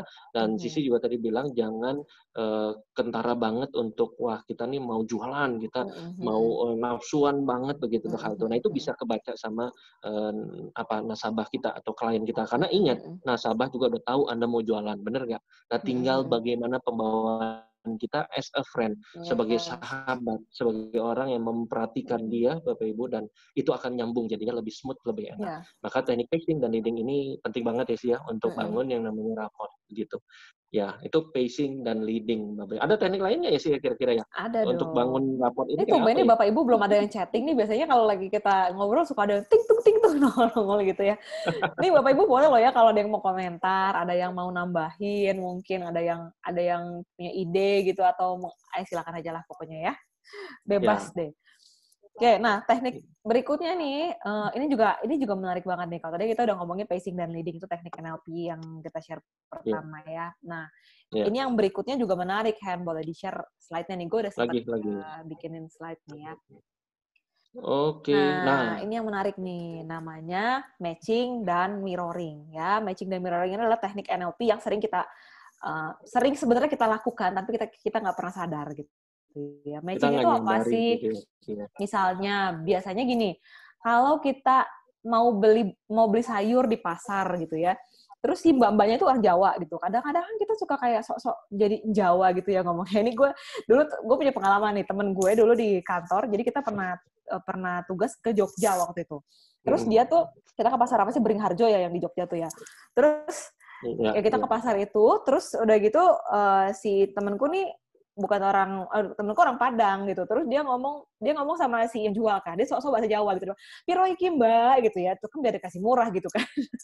Terus akhirnya begitu dia ngomong, si mbaknya bales pakai bahasa Jawa juga gitu. Oh ini harganya segini, pakai bahasa Jawa lah gitu. Langsung lah tuh si temenku malah jadi bingung gitu kan. Apa namanya, aduh ini si mbak ngomong apa ya, gue mesti balas apa ya. Nah dia matchingnya kurang pas. Sebenarnya awalnya udah bagus tuh gitu. Jadi kadang-kadang kita tanpa sadar kita suka ngelakuin gitu tuh. Kalau misalnya ketemu orang Jawa, kita udah ngomongnya ke Jawa-Jawaan gitu, pakai logat Jawa, gitu ngomong ya. Bahasa Jawa. Supaya apa sih sebenarnya? Supaya orang ini kan mau kasih murah ke kita gitu kan. Karena kayak temen lah, kayak udah satu rumpun lah gitu, kayak saudara lah gitu kan. Kadang-kadang kan gitu. Cuma si temen gue ini kemarin salahnya adalah dia cuma taunya Piroi Kimba, nggak tahu lanjutannya. Makanya terus saya bilang, aduh mbak lu kurang mahir, lu kurang bahasa Jawanya kurang fasih, makanya lu nggak dapet murah gitu. Nah itu sebenarnya kita lakukan. Nah itu salah satu contoh matching yang biasanya kita lakukan tanpa kita sadar. Biasanya kita nyamain. Atau kalau PDKT kadang-kadang gini ya, kamu hobinya apa sih gitu? Oh aku hobinya piara ular. Kan yang cowok suka kayak, oh piara ular ya, aduh mampus deh, gue kan takut sama ular. Biasanya kan cowok suka gini ya, oh sama dong kayak tetangga aku juga ada tuh yang suka ular juga gitu. Emang punya ular tuh kayaknya seru ya gitu. Nah itu tuh teknik matching sebenarnya. Kita lagi nyamain si orang ini gitu. Atau kadang suka nanya kan, lu lulusan mana sih? Oh lu lulusan Tarumanegara, kan gue Tarumanegara gitu ya. Biasanya suka nanya, lu lulusan mana sih? Oh lulusan Untar ya. Sama dong, kenal si ini enggak gitu. Nah itu biasanya juga kita sedang matching sebenarnya sama orang ini gitu. Itu tools yang sering dipakai juga sebenarnya sama kita tanpa kita sadari. Dan teman-teman bisa pakai itu sebagai tools juga karena ini cukup ampuh ya untuk merayu orang, untuk membuat orang tuh jadi apa ya, mau dengerin kita, mau sama kita, mau beli produk kita gitu. Nah, kalau Hendy gimana Hen kalau tentang matching? Nah, satu tips yang saya ingin coba bagi, Bapak Ibu, ketika kita matching sama orang, ingat jangan di matching-matchingin dengan terpaksa, begitu ya. Jadi misalkan orang bilang, ya saya kemarin baru pulang lo baru beli peralatan basket atau baru bermain basket misalnya atau baru dari fitness. Anda nggak suka basket, Anda nggak suka fitness, tiba-tiba Anda ngomong, oh sama loh, saya juga suka fitness loh. Nah itu berbohong artinya, itu nggak diajarkan begitu. Tapi kalau Anda kenal, Anda tahu bahwa ada keluarga Anda di sekitar Anda yang, ya betul sih, atau ada mungkin saudara Anda yang juga suka fitness, Anda boleh cerita tentang orang itu. Sama loh, saudara gue juga sama, fitnessnya di sini, di tempat A, misalnya sama kan, di tempat kamu boleh. Tapi jangan seakan-akan Jadi bohong gitu ya. di-matching-matchingin gitu ya. Nah itu yang kenapa tips ini saya bagikan, kenapa? Karena nggak boleh kita itu berbohong karena orang itu pintar zaman sekarang. Nasabah itu pintar, ya klien itu pintar, buyer kita itu pintar, begitu Bapak Ibu. Dan mereka itu tahu banget kalau kita bohong itu mereka paham benar bahwa kita sedang berbohong. Itu mereka tahu, itu kita harus catat. Ya, apapun yang kita tabur, kita akan tuai juga Bapak Ibu. Ketika kita menabur kebohongan demi kebohongan, itu juga akan kita tuai Bapak Ibu at the end. Makanya ketika kita mematchingkan diri kita sama orang lain, jangan terjebak dengan jebakan Batman. Jangan sok-sokan disambung-sambungin. Tapi sambungkanlah memang apa yang memang Anda Yang suka fakta juga. gitu ya, yang memang Ya faktanya misalkan gitu. faktanya memang seperti itu. Anda suka gulai, ya saya juga suka dong. Anda suka masakan Padang. Ya betul ya, masakan Padang tuh enak banget ya, sampai bule aja suka ya. Bener-bener deh, nggak ada yang seenak rendangnya Padang misalkan begitu. Nah, Anda bisa bahas ketika orang udah matching begitu, lebih nyantai, lebih ngobrol tuh lebih enak. Bahkan beberapa orang yang ketemu saya secara offline gitu ya sih ya, ketika ada di seminar, saya ikut belajar di seminar atau saya membawakan training, membawakan seminar yang offline, dan itu kan bisa kelihatan gestur. Ketika memang kita datang dan orang itu ajak saya bicara, Pak Hendy, salam kenal, saya ini kenalan Pak. Ya zaman itu belum ada COVID sih, jadi gua salaman aja nggak masalah begitu ya, gitu ya. Dan setelah ngomong beberapa menit aja nggak banyak lah, tapi beberapa orang yang saya tahu, Bapak Ibu, lebih lah daripada 5 yang pasti ya selama perjalanan karir ini, mereka bilang, kok kayaknya kita udah pernah ketemu ya? Pernah nggak sih ngalamin begitu? Kok kayaknya lu udah kenal gue lama, ya kapan ya kita pernah ketemu? Nah, itu kalau udah ada chemistry seperti itu, Bapak Ibu, artinya Anda sudah matching sama orang itu. Anda sudah benar-benar feel good sama dia. Gitu ya, feel good, dan dia pun feel good sama Anda. Apalagi kalau dia memang merespon ke Anda. Begitu. Bahwa dia juga bilang bahwa kayaknya Pak Hendy pernah ketemu di mana ya, rasanya udah lama ya kita kayaknya udah pernah ketemu deh dulu, dan kayaknya nyaman, enak banget gitu ngobrol sama Pak Hendy, misalkan begitu. Nah itu contohnya ketika kita bisa mematchingkan matching itu nggak cuma sekedar hobi kita sih, nggak cuma sekedar Bapak Ibu masalah hobi mungkin kesukaan kita, tapi matching itu juga mengenai, tadi sih udah jelaskan, mengenai intonasi kita, gaya berbicara kita, mungkin juga matchingkan apa Bapak Ibu yang bisa disebut dengan gaya hidup kita juga bisa sambungkan itu. Jadi matching bisa banyak caranya. Banyak cara ya. Banyak hal yang kita bisa sambungkan dengan dia. Karena apa? Orang suka berkumpul dengan sesamanya. Betul nggak Bapak Ibu? Yes, betul. Raja Wali itu pasti berkumpul dengan Raja Wali. Benar ya Bapak Ibu ya? Nggak mungkin kan Raja Wali berkumpul dengan burung pipit. Begitu ya, udah nggak nyambung banget gitu. Nggak pernah ada ceritanya. Karena Raja Wali itu kan beda gitu. Sayapnya gede, terbangnya tinggi Bapak Ibu. Soalnya burung pipit cuma di bawah doang. Begitu. Nah, burung pipit akan bergabung dan juga berkumpul dengan burung pipit juga yang sama. Begitu ya. Nah, seperti itu. Jadi kita harus bisa mematchingkan gitu loh sih. Itu yang penting yang kita sebut dengan matching. Jadi jangan berbohong di dalam penjualan, di dalam kita membangun PDKT hubungan adalah berbicara apa adanya. Karena zaman sekarang sih kejujuran itu penting banget. Penting banget ketika kita membangun integritas, membangun raport. Sekali saja Anda runtuh kualitas import loh Pak, di produksi nya di Dubai loh, padahal diproduksi di Cirebon begitu ya, misalkan begitu. Atau kualitasnya kelas bawah, tahu kualitas itu seperti itu, orang nggak akan beli lagi sama Anda. Ya percaya, karena di zaman sekarang bangun raport itu susah.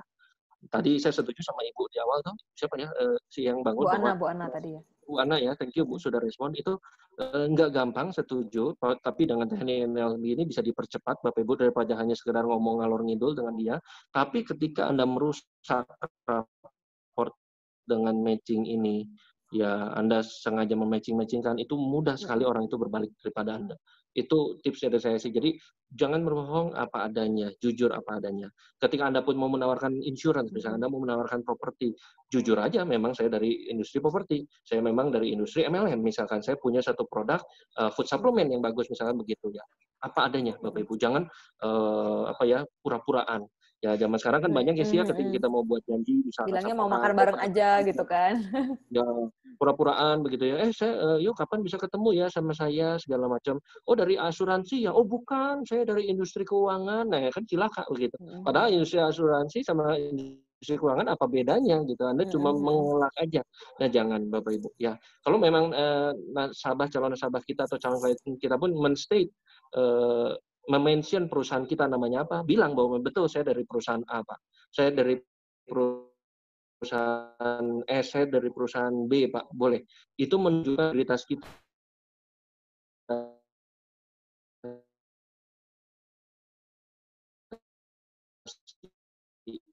Usahanya, dia mau dengerin itu daripada kita pura-puraan dan sengaja mematching-matchingkan atau mencari-cari begitu ya. Nah, seperti itu. Itu mungkin tips sederhana dari saya, apa adanya aja, banggalah dengan diri Anda sendiri. Apapun, ketika Anda mau PDKT dengan cewek, harus bangga. Walaupun Anda mungkin dikategorikan kurang tampan atau kurang cantik menurut orang lain loh ya, menurut orang lain. Padahal Tuhan menciptakan menurut kita lo paling ganteng udah pokoknya lah ya. Begitu gitu ya. Tapi kan kita harus pede dong. Pembawaan kita mesti kongruen gitu loh sih. Apa yang kita katakan itu juga harus orang, makanya banyak teman-teman saya juga ketika ada yang berpasangan, kenapa ya lu mau sama dia begitu ya, padahal dia bisa-bisa aja kan, karena beda. Ya si cowok ini mungkin dia baik, dia kongruen, dia benar-benar jujur apa adanya dan dia bisa menyenangkan si cewek ini misalkan gitu, atau menyenangkan nasabahnya. Itu penting sekali, walaupun si orang ini misalkan agen asuransi ini katakanlah bisa dibilang nggak tampan, bahkan pendek, perawakannya, fisiknya pun nggak menarik gitu mungkinnya secara, tapi kok dia bisa sukses ya di industri ini. Nah, karena ada sesuatu yang berbeda gitu sih. Ya kejujuran itulah, integritas itu, matching itulah yang kita harus pelihara sama orang. Jangan sampai sekali dihancurin gitu ya sih ya. Begitu.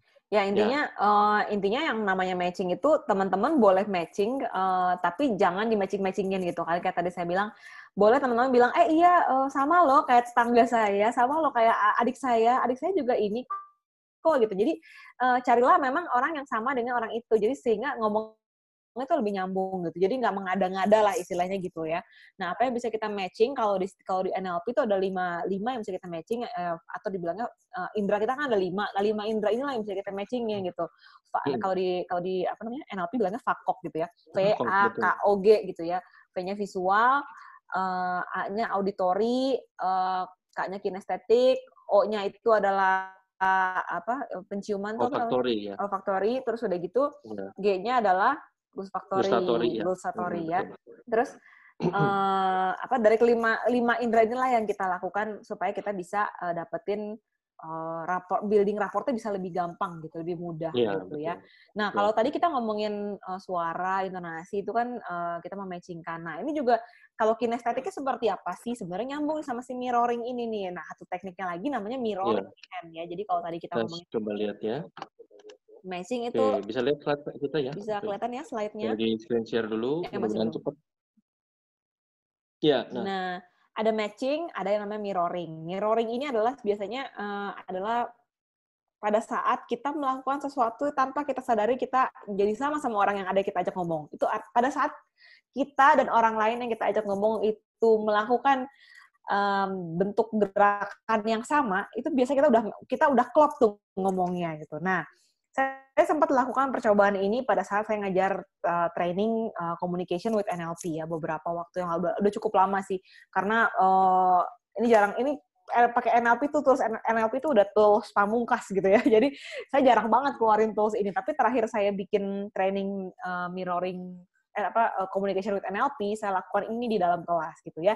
Ini ada beberapa foto-foto yang mau saya share. Jadi waktu itu apa yang saya lakukan di kelas ini, saya minta mereka untuk ngobrol. Jadi saya kasih mereka waktu 30 menit untuk mereka saling ngobrol satu sama lain. Terserah mau ngomongin apa, mau sambil makan boleh, mau sambil istirahat boleh, dan sambil saya mengobservasi mereka. Apa yang saya observasi? Gerakan-gerakan mereka, bahasa tubuh mereka, dan akhirnya saya meng-capture beberapa foto gitu ya. Nah, ini saya mau kasih lihat nih, apa yang saya maksud dengan mirroring ya. Boleh di slide-nya di next. Nah, ini gerakan-gerakan yang saya amati pada saat mereka lagi ngobrol, lagi kelas, dan lain-lain ya. Coba teman-teman bisa lihat gerakan tangannya ya. Ini ada yang saya lingkari. Tangannya sama-sama lagi seperti ini. Gitu ya. Nah, di sebelahnya ada Bapak Ibu yang lagi tangannya begini. Itu mereka nggak sadar tuh kalau saya lagi foto. Dan mereka nggak tahu bahwa mereka pun nggak nyadar gitu kalau gerakan tangannya tuh sama gitu ya. Nah, ada lagi nih. Boleh di next lagi nih ya. ini waktu baru pertama kali mulai training. Jadi mereka nggak sadar kalau satu mulai buka handphone, sebelahnya jadi buka handphone, sebelahnya lagi jadi buka, sebelahnya lagi jadi buka, sebelahnya jadi buka. Akhirnya satu grup itu semua mainan handphone. Karena nggak ada yang ngomong gitu. Nah, itu sebenarnya juga mirroring gitu. Karena kayak kata Hendy tadi, kawanan elang itu, burung pipit itu nggak akan masuk ke kawanan elang. Ya itulah sebenarnya kita kan biasanya jadi membuat diri kita nyaman melihat sekitarnya gitu. Nah, ini yang mereka lakukan nih gitu. Nah, next lagi coba hand gambarnya ada yang ini gue menariknya ini nih ya.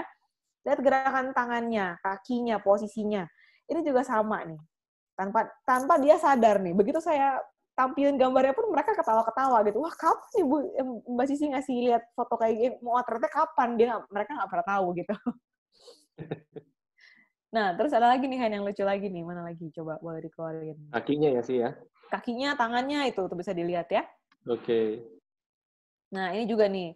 Di dalam kelas lagi disuruh ngerjain tugas, terus mereka tanpa sadar melakukan gerakan yang sama, tangannya di atas meja. Ya. Terus berikutnya lagi, ini juga ini pada saat lagi ngobrol ya, mereka lagi ngobrol, nggak tahu ngobrolin apa, pokoknya akhirnya mereka jadi seperti itulah gitu bentuknya ya. Nah, biasanya kalau mereka udah nyaman satu sama lain, gerakannya akan tanpa sadar mereka akan melakukan gerakan yang sama gitu. Next lagi, Hen. Ya. Ada lagi ya sih ya. Okay. Nah, ini juga nih tangannya satu di meja, satu di kursi. Itu dua-duanya sebenarnya sama. Nah, ini juga nih lagi ketawa-ketawa aja ketawanya sama gitu ya. Gaya ketawanya pun sama gitu. Terus ya, oke. Berikutnya. Nah, ini posisi kakinya, dua-duanya ngebuka kakinya. Karena yang satu ngeliat yang satu. Nah, ini juga sama nih tuh. Cowok-cowok ini akhirnya dua-duanya sama gerakannya ya. Ada lagi? Iya. Nah, oke. Nah, cukup ya. Nah, itu tuh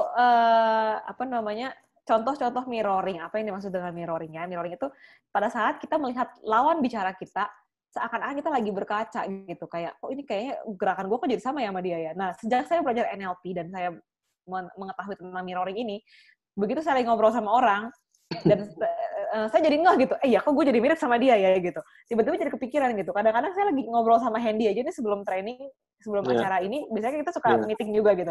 Kalau lagi meeting tanpa sadar itu kita juga suka barengan gitu ya, sama-sama lagi beginilah, sama-sama lagi beginilah gitu ya. Nah itu juga sering terjadi. Nah Hendy punya pengalaman nggak tentang mirroring? Sama sih bahwa memang saya sendiri pribadi teman-teman belum pernah memfoto-foto Jail kayak Sisi gitu ya, belum pernah saya. Walaupun guru kita ngajarin begitu ya sih ya. Betul. Tapi ini adalah satu bukti yang jelas banget bahwa mirroring itu bisa kita bantu untuk membuat kita lebih kenal, lebih dekat. Ini adalah mirroring yang natural ya sih ya. Kita tanpa sadar bahwa orang itu disuruh bicara 15-30 menit, akhirnya menjadi serupa tapi tak sama, begitu ya Bapak Ibu ya. Nah, kalau Anda mau lebih cepat membangun raport sama orang-orang tersebut, ya kalau Anda memang merasa komunikasi Anda masih terbatas dan Anda baru banget kenal sama orang itu dan gimana ya cara bangun raport supaya lebih efektif, lebih cepat, nah Anda bisa meniru gerakan itu ya sih ya. Ya kalau ini kan teman-teman kita ini yang ada di foto kan mereka memang dikasih waktu cukup panjang gitu ya sih ya, 30 menit. Tapi memang buat Anda yang ingin membangun raport dalam waktu 5, 10, 15 menit paling enggak, setidaknya Anda bisa meniru gerakannya mereka, Bapak Ibu. Nggak harus persis banget ya. Kalau saya pegang-pegang dagu, misalkan terus Anda juga benar-benar pegang dagunya seperti ini, nggak begitu ya. Jadi dimiripin aja. Kira-kira kalau memang ada kakinya ngangkat satu, ya Anda coba angkat satu kaki Anda, gitu ya. Tapi bukan dalam kondisi yang bisa dibilang suddenly gitu ya. Begitu angkat kaki, dia menyilahkan kaki, Anda tiba-tiba sila, itu ketahuan banget gitu loh sih.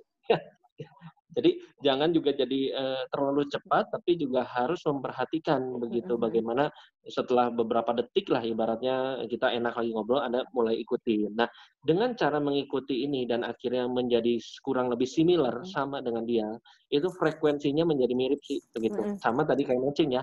Nah, kalau mirroring ini lebih ke arah gestur tadi saya bilang, lebih ke arah body language kita, lebih ke arah bagaimana kita membawakan kinestetik gerakan-gerakan kita. Nah, kita bisa percepat PDKT kita sama cewek yang kita suka, sama mertua yang calon mertua yang mungkin belum setuju begitu ya, atau sama bos kita, atau sama calon nasabah nasabah kita, calon pembeli-pembeli properti kita, begitu Bapak Ibu, itu kita bisa samakan cara bicara, tadi matching kita udah bilang. Nah, kalau pada saat kita sedang bersenda gurau dan ngobrol-ngobrol santai, coba secara gestur, secara body language juga di mirror, ya, di mirror, dibikin mirip, dibikin sama. Gimana Pak caranya, tekniknya? Ya memang harus latihan begitu ya sih ya. Nggak bisa dalam waktu singkat, dalam artian Anda jago banget memirroring orang begitu, apalagi saking memirrornya jadi ketahuan banget, jadi palsu gitu. Jangan sampai begitu Bapak Ibu ya. Jadi kita harus secara Nanti smooth. malah dimarahin gitu ya, lu ngikutin gue ya gitu. Lu apa-apaan sih ikutan gue pegang hidung, gue pegang hidung juga begitu ya. Udah masuk ke hidung masuk juga gitu, tangan kan nggak gitu juga gitu maksudnya.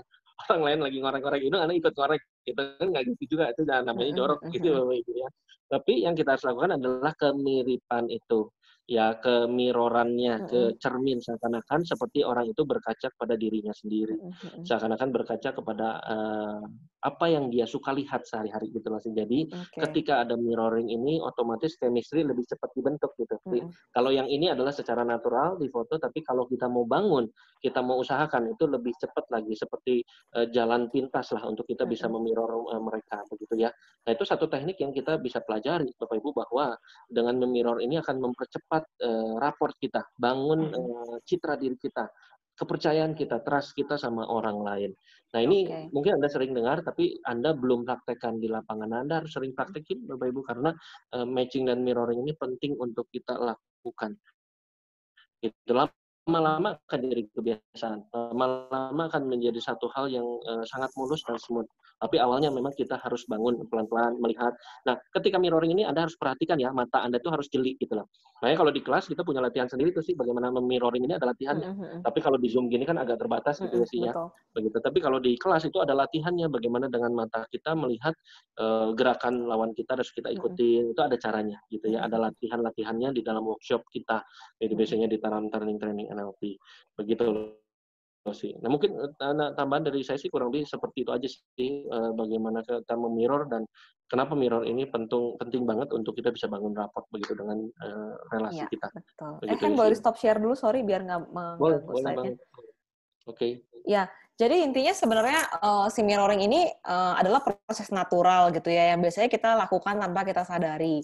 Dan biasanya itu terjadi pada saat kita sudah klop ngomongnya, udah klik gitu sama orang yang ada di depan kita gitu. Tanpa kita sadari kita akan melakukan gerakan-gerakan yang sama. Nah, proses natural inilah yang dipelajari dan dicoba untuk ditiru sehingga orang lebih mudah untuk dapat kliknya sama orang gitu. Karena ini kan naturalnya seperti ini. Nah, itulah yang kita bisa coba lakukan ke orang lain supaya kita juga bisa cepat building raportnya sama mereka gitu. Itu sih sebenarnya yang mau kita sampaikan dari si mirroring ini. Jadi ada matching, ada mirroring, ada pacing, ada leading. Nah, itu adalah tools dari tools NLP yang bisa teman-teman gunakan untuk melakukan PDKT sama siapapun ya. Jadi mau sama calon mertua lah, mau sama gebetan lah, mau sama partner lah, mau sama bos, mau sama anak buah ya, semuanya lah. Kalau yang saya sekarang sama anak buahnya belum klop gitu, maksudnya belum bisa buy-in sama anak buahnya, belum bisa dapat kepercayaan, belum bisa gabung lah sama satu kelompok, ya teman-teman bisa lakukan itu mungkin.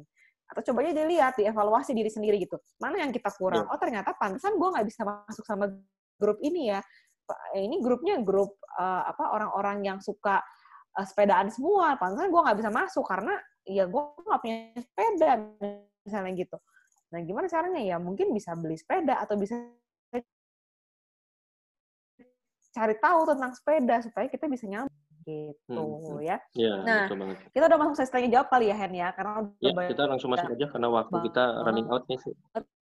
Ini yang sudah mulai bertanya itu juga terbatas ya. Kita selalu begini kalau memang kalau bikin acara ya. Selalu kita kebanyakan ngoceh kayaknya. Oke, pertanyaan yang mana dulu nih, Hen ya? Dari atas kali sih. Ini pertanyaan di atas ya, Pak Wahyu. Jadi tadi pertanyaannya kan berat nih. Pernah juga menjumpai teman yang sudah kapok dengan asuransi, sulit. Waduh, ada yang lagi batuk. Pernah ada juga menjumpai teman saya yang sudah kapok dengan asuransi, sulit bagi saya untuk meyakinkannya. Tapi saya tetap follow up walaupun tanpa bahas asuransi. Apakah kita bisa building rapport tinggi terhadap market yang sudah trauma? Gimana tuh, Hen? Bisa nggak kita building rapport? Kalau menurut saya sih bisa. Tapi prosesnya memang lama betul. ya sih. Sama kayak tadi soal kita bahas soal trust kan. Saat trust itu sudah susah, udah rusak, even bukan sama kita gitu rusaknya, akan susah untuk kita dapetin trust orang itu gitu. Ya sama aja lah kayak misalnya simpelnya kayak kita misalnya pernah diselingkuhin, ya. Kita pernah diselingkuhin, kan susah percaya sama orang lagi gitu kan. Gimana caranya? Ya kita harus buktiin dulu, orang itu harus buktiin dulu kan ke kita bahwa dia udah nggak begitu lagi gitu. Atau anak buah kita atau misalnya karyawan kita pernah ada yang nyolong gitu. Kan kita susah percaya lagi sama dia gitu. Kadang-kadang ada karyawan kan yang udah nyolong ya udah dipecat aja gitu. Tapi ada sebagian perusahaan yang misalnya udah deh kita SP aja gitu. Nah, tapi kan susah untuk percaya sama orang ini gitu. Nah, gimana caranya? Ya orang inilah yang harus menunjukkan kualitas dirinya dia. Nah, sama kalau di dalam kasusnya Pak Wahyudi, gimana caranya ya? Bisa nggak bisa, tapi mungkin waktunya akan lama. Nah, mungkin Pak Wahyudi bisa cari tahu dulu nih, mereka traumanya karena apa nih? Misalnya, traumanya karena apa? Misalnya, klaimnya nggak dibayarkan sama asuransi yang lama, karena udah masuk rumah sakit, ternyata klaimnya nggak bisa diklaim pada saat dia mau klaim. Nah, Pak Wahyudi juga harus kasih edukasi, karena banyak pemegang asuransi yang nggak tahu isi polisnya gitu. Biasanya kan seperti itu ya, gue kayak orang asuransi banget kayaknya ya.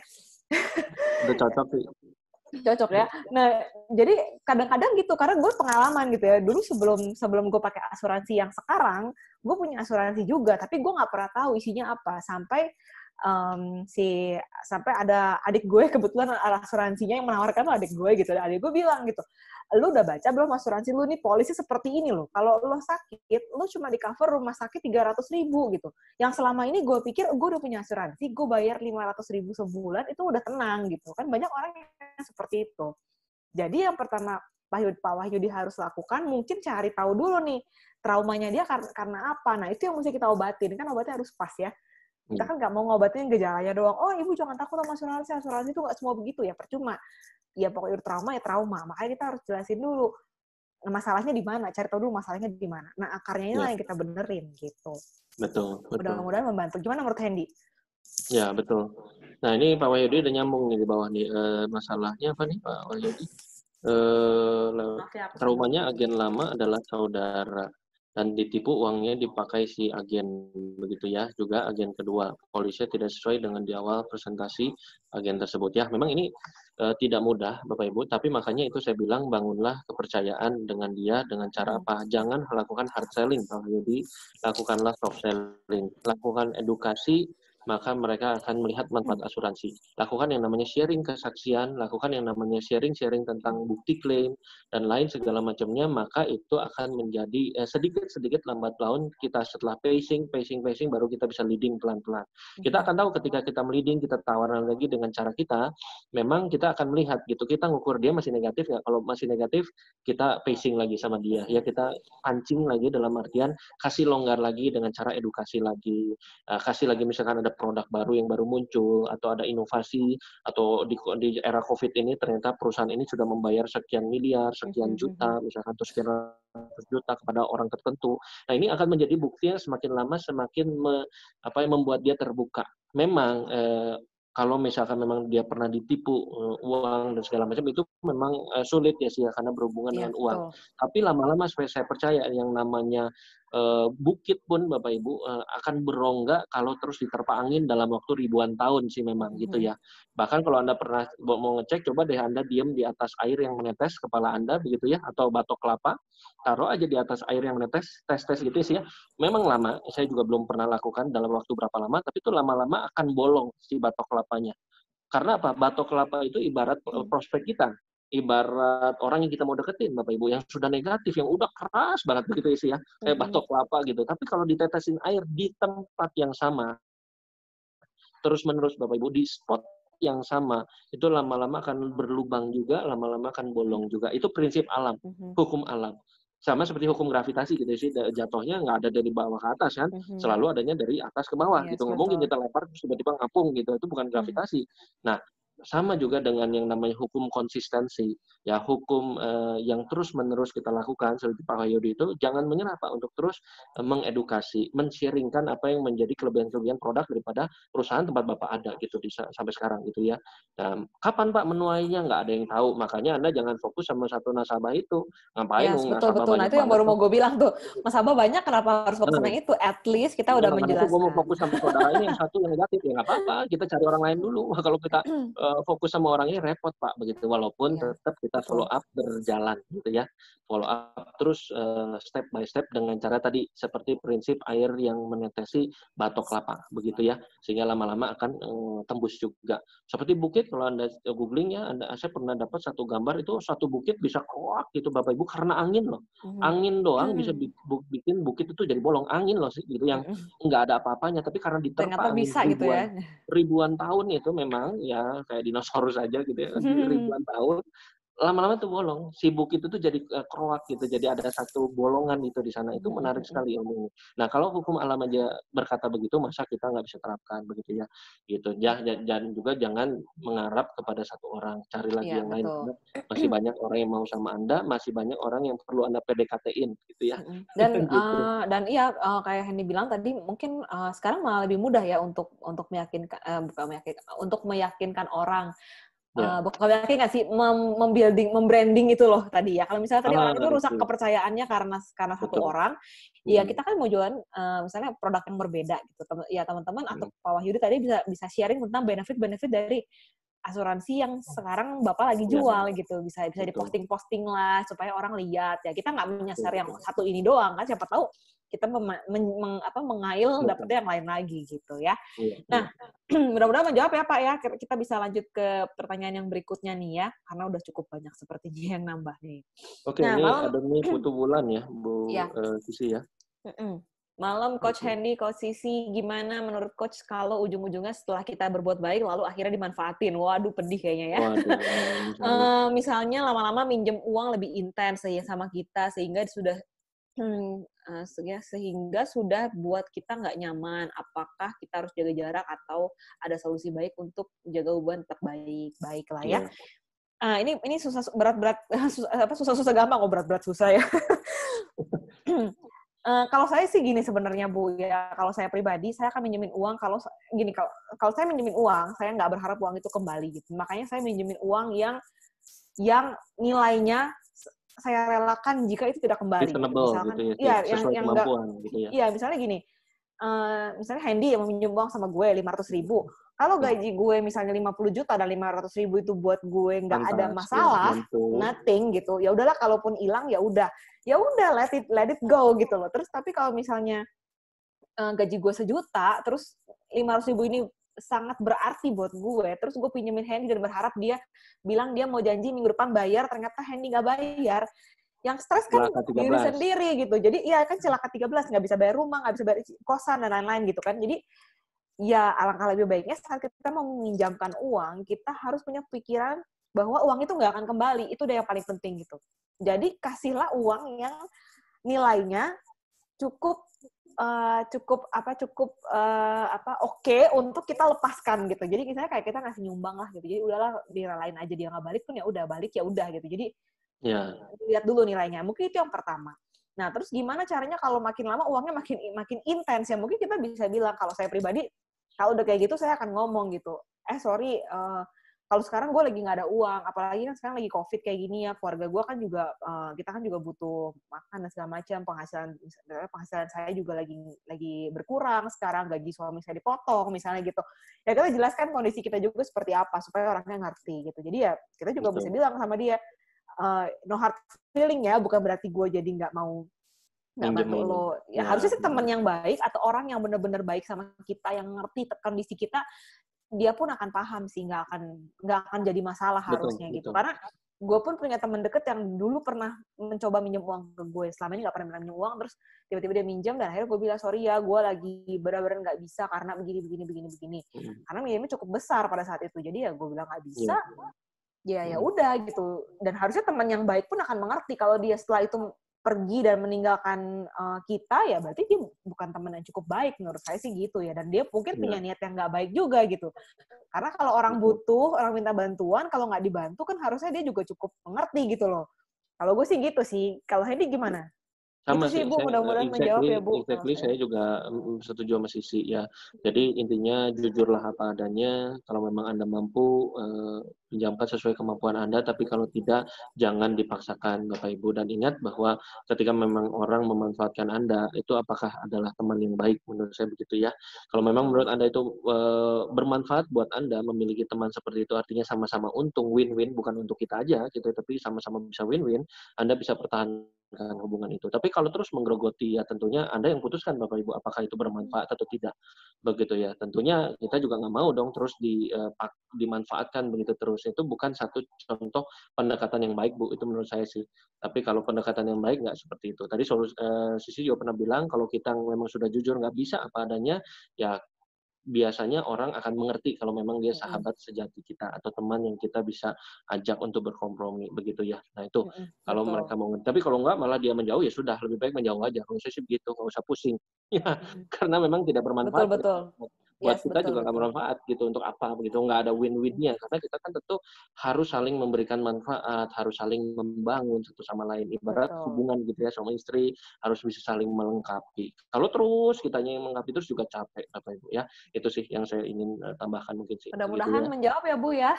Ini pertanyaannya banyak banget ya, kayak kita harus memilih nih ya. Baiklah, tadi kalau gitu saya lewat ini nih ya. Bagaimana Coach Hendy, gimana cara mempraktekkan new normal pada saat kita lagi di masa new normal mempraktekkan matching dan mirror? Tadi sebenarnya Hendy udah sempat bahas juga ya, gimana caranya. Gimana Hen? Matching mirror ini sederhana aja. Kalau di zaman new normal ini, kalau Anda masih bisa ketemu pakai masker dan lain-lain, ikuti prosedur yang ada, ya gampang. Berarti Anda masih bisa mirroring, Anda bisa matching dia karena Anda ketemu dengan dia, kan gitu ya tentunya ya. Bisa. Tapi kalau melalui Zoom ini kayak gini, gimana ya Pak Hendy ya? Saya harus ketemu tatap muka, nggak apa-apa Bapak Ibu, bisa juga kok kita melakukan matching dengan melihat cara berbicara dia, cara mungkin dia bertindak, kemudian kita bisa memirror dia cara gerakan dia, kayak Sisi ini lagi begini, kita bisa pura-puraan begini, begitu Bapak Ibu ya. Nah, seperti itu bisa kita lakukan karena masih ketemu tatap muka gitu kan. Ingat Bapak Ibu, new normal sebenarnya sama normal itu nggak terlalu jauh beda sih menurut saya. Karena zaman normal pun sebelum COVID ada, ketika Anda ketemu prospek, nasabah, ketemu calon pasangan segala macam, kan di awal ketika PDKT kan nggak Anda langsung sentuh-sentuh dia kan, gitu kan? Atau Anda ketemu nasabah, Anda sentuh-sentuh tangannya gitu, pundaknya, ayo ya beli, ya kan nggak gitu juga gitu ya. Pada saat PDKT kan sama dengan kita juga melihat Anda dan saya melihat Anda melihat saya gitu saat ini. Ya kita bisa melihat gerakan tangan saya, Anda bisa melihat ekspresi saya, Anda tahu kalau tadi mic saya juga bermasalah, Anda tahu gitu semua. Ya dan itu terjadi. Nah itu kita bisa melakukan matching gitu dan mirroring dengan di media Zoom atau WA call zaman sekarang atau lain video lain, itu juga bisa Anda manfaatkan untuk bisa mematching dan mirroring. Jadi sebenarnya bisa Pak Prawira untuk kita bisa melakukan itu walaupun betul belum terbiasa aja. Ya kitanya aja belum biasa gitu untuk melakukan sama itu. Ini kali. Ya. Silakan sih. Ya, sama satu lagi kali tips dari saya gitu ya. Kalau misalkan ini juga bisa dicoba untuk membangun rapor dengan orang yang mau kita tuju nih misalnya. Teman-teman bisa lewat IG juga sebenarnya, IG atau Facebook atau sosial media apapun lah ya gitu. Atau misalnya dari status WhatsApp juga bisa. Teman-teman bisa lakukan dengan misalnya kayak like fotonya, komen gitu, atau misalnya komenin IG story-nya atau komenin WhatsApp story-nya supaya kita bangun rapor gitu, kayaknya misalnya supaya dia tuh kayak notice gitu, kita tuh ada loh gitu. Jadi misalnya lihat orang lagi posting foto anaknya, Bu anaknya lucu banget. Nah, itu kan sebenarnya kita lagi pacing juga nih ke orang ini gitu, bahwa kita lagi bangun raport sama dia supaya dia mau notice bahwa ada kita loh di sini. Nah, kita juga pelan-pelan bisa tuh kalau misalnya kita udah beberapa kali ngobrol sama orang ini, udah cukup nyaman hubungannya, baru kita mulai tanya, Bu, anaknya sekarang minum vitamin apa gitu, atau misalnya Bu anaknya susah makan ya, boleh deh Bu cobain vitamin saya gitu misalnya gitu, atau misalnya jualan asuransi itu lagi sakit ya Bu, sekarang memang lagi susah ya Bu gitu ya, bisa lah cara-cara seperti itu. Jadi sebenarnya new normal bukan menghalangi kita, tapi kita harus lebih kreatif aja cari cara lain gitu kan. Gitu sih Pak, mudah-mudahan bisa menjawab ya tadi pertanyaannya ya. Ini makin banyak pertanyaannya dan waktunya agak terbatas ya. Jadi sepertinya saya akan pilih aja ya Hen ya. Pertanyaan yang Boleh nih. kira-kira apa namanya bisa kita ambil Bapak Ibu contoh. nanti mungkin lebih mempermudah, kita akan tinggalin Betul nomor betul. hak Jadi kita kalau ya sih ya misalnya di ada yang belakang ya. mau, Boleh japri gitu ya, japri aja langsung ya. Nah ini mungkin ada yang tadi tanya juga, aduh yang mana ya Hen? Aku bingung banyak banget. Nanti kalau dipilih yang lain nggak dipilih jadi nggak enak gitu. Henny deh sekarang yang pilihin. Rasanya kalau zaman online sekarang misalnya hanya via chat, apakah mirroring bisa dilakukan? Memang Udah kalau ya tadi udah dibahas. via chat kita nggak bisa memirroring terlalu bagaimana karena kita nggak lihat. Nah, Karena ya. mirroring itu kan berhubungan dengan gestur, Bapak Ibu ya, Nah, berhubungan dengan cara bergerak dan lain-lain. Memang kalau chatting kita hanya bisa mematching sih sebenarnya, kecuali Anda melakukan WA call ya, itu bisa terjadi ya. Kemudian Pak Hendra bisa nah, jawab ya. mungkin saya ambil pertanyaan terakhir lah ya dari Bu Vinka ya. Bu Vinka katanya nanya, malam coach, bagaimana melakukan pacing dengan seseorang dengan tipe yang sulit mendengarkan orang lain. Nah, ini nih. Gimana tuh ya?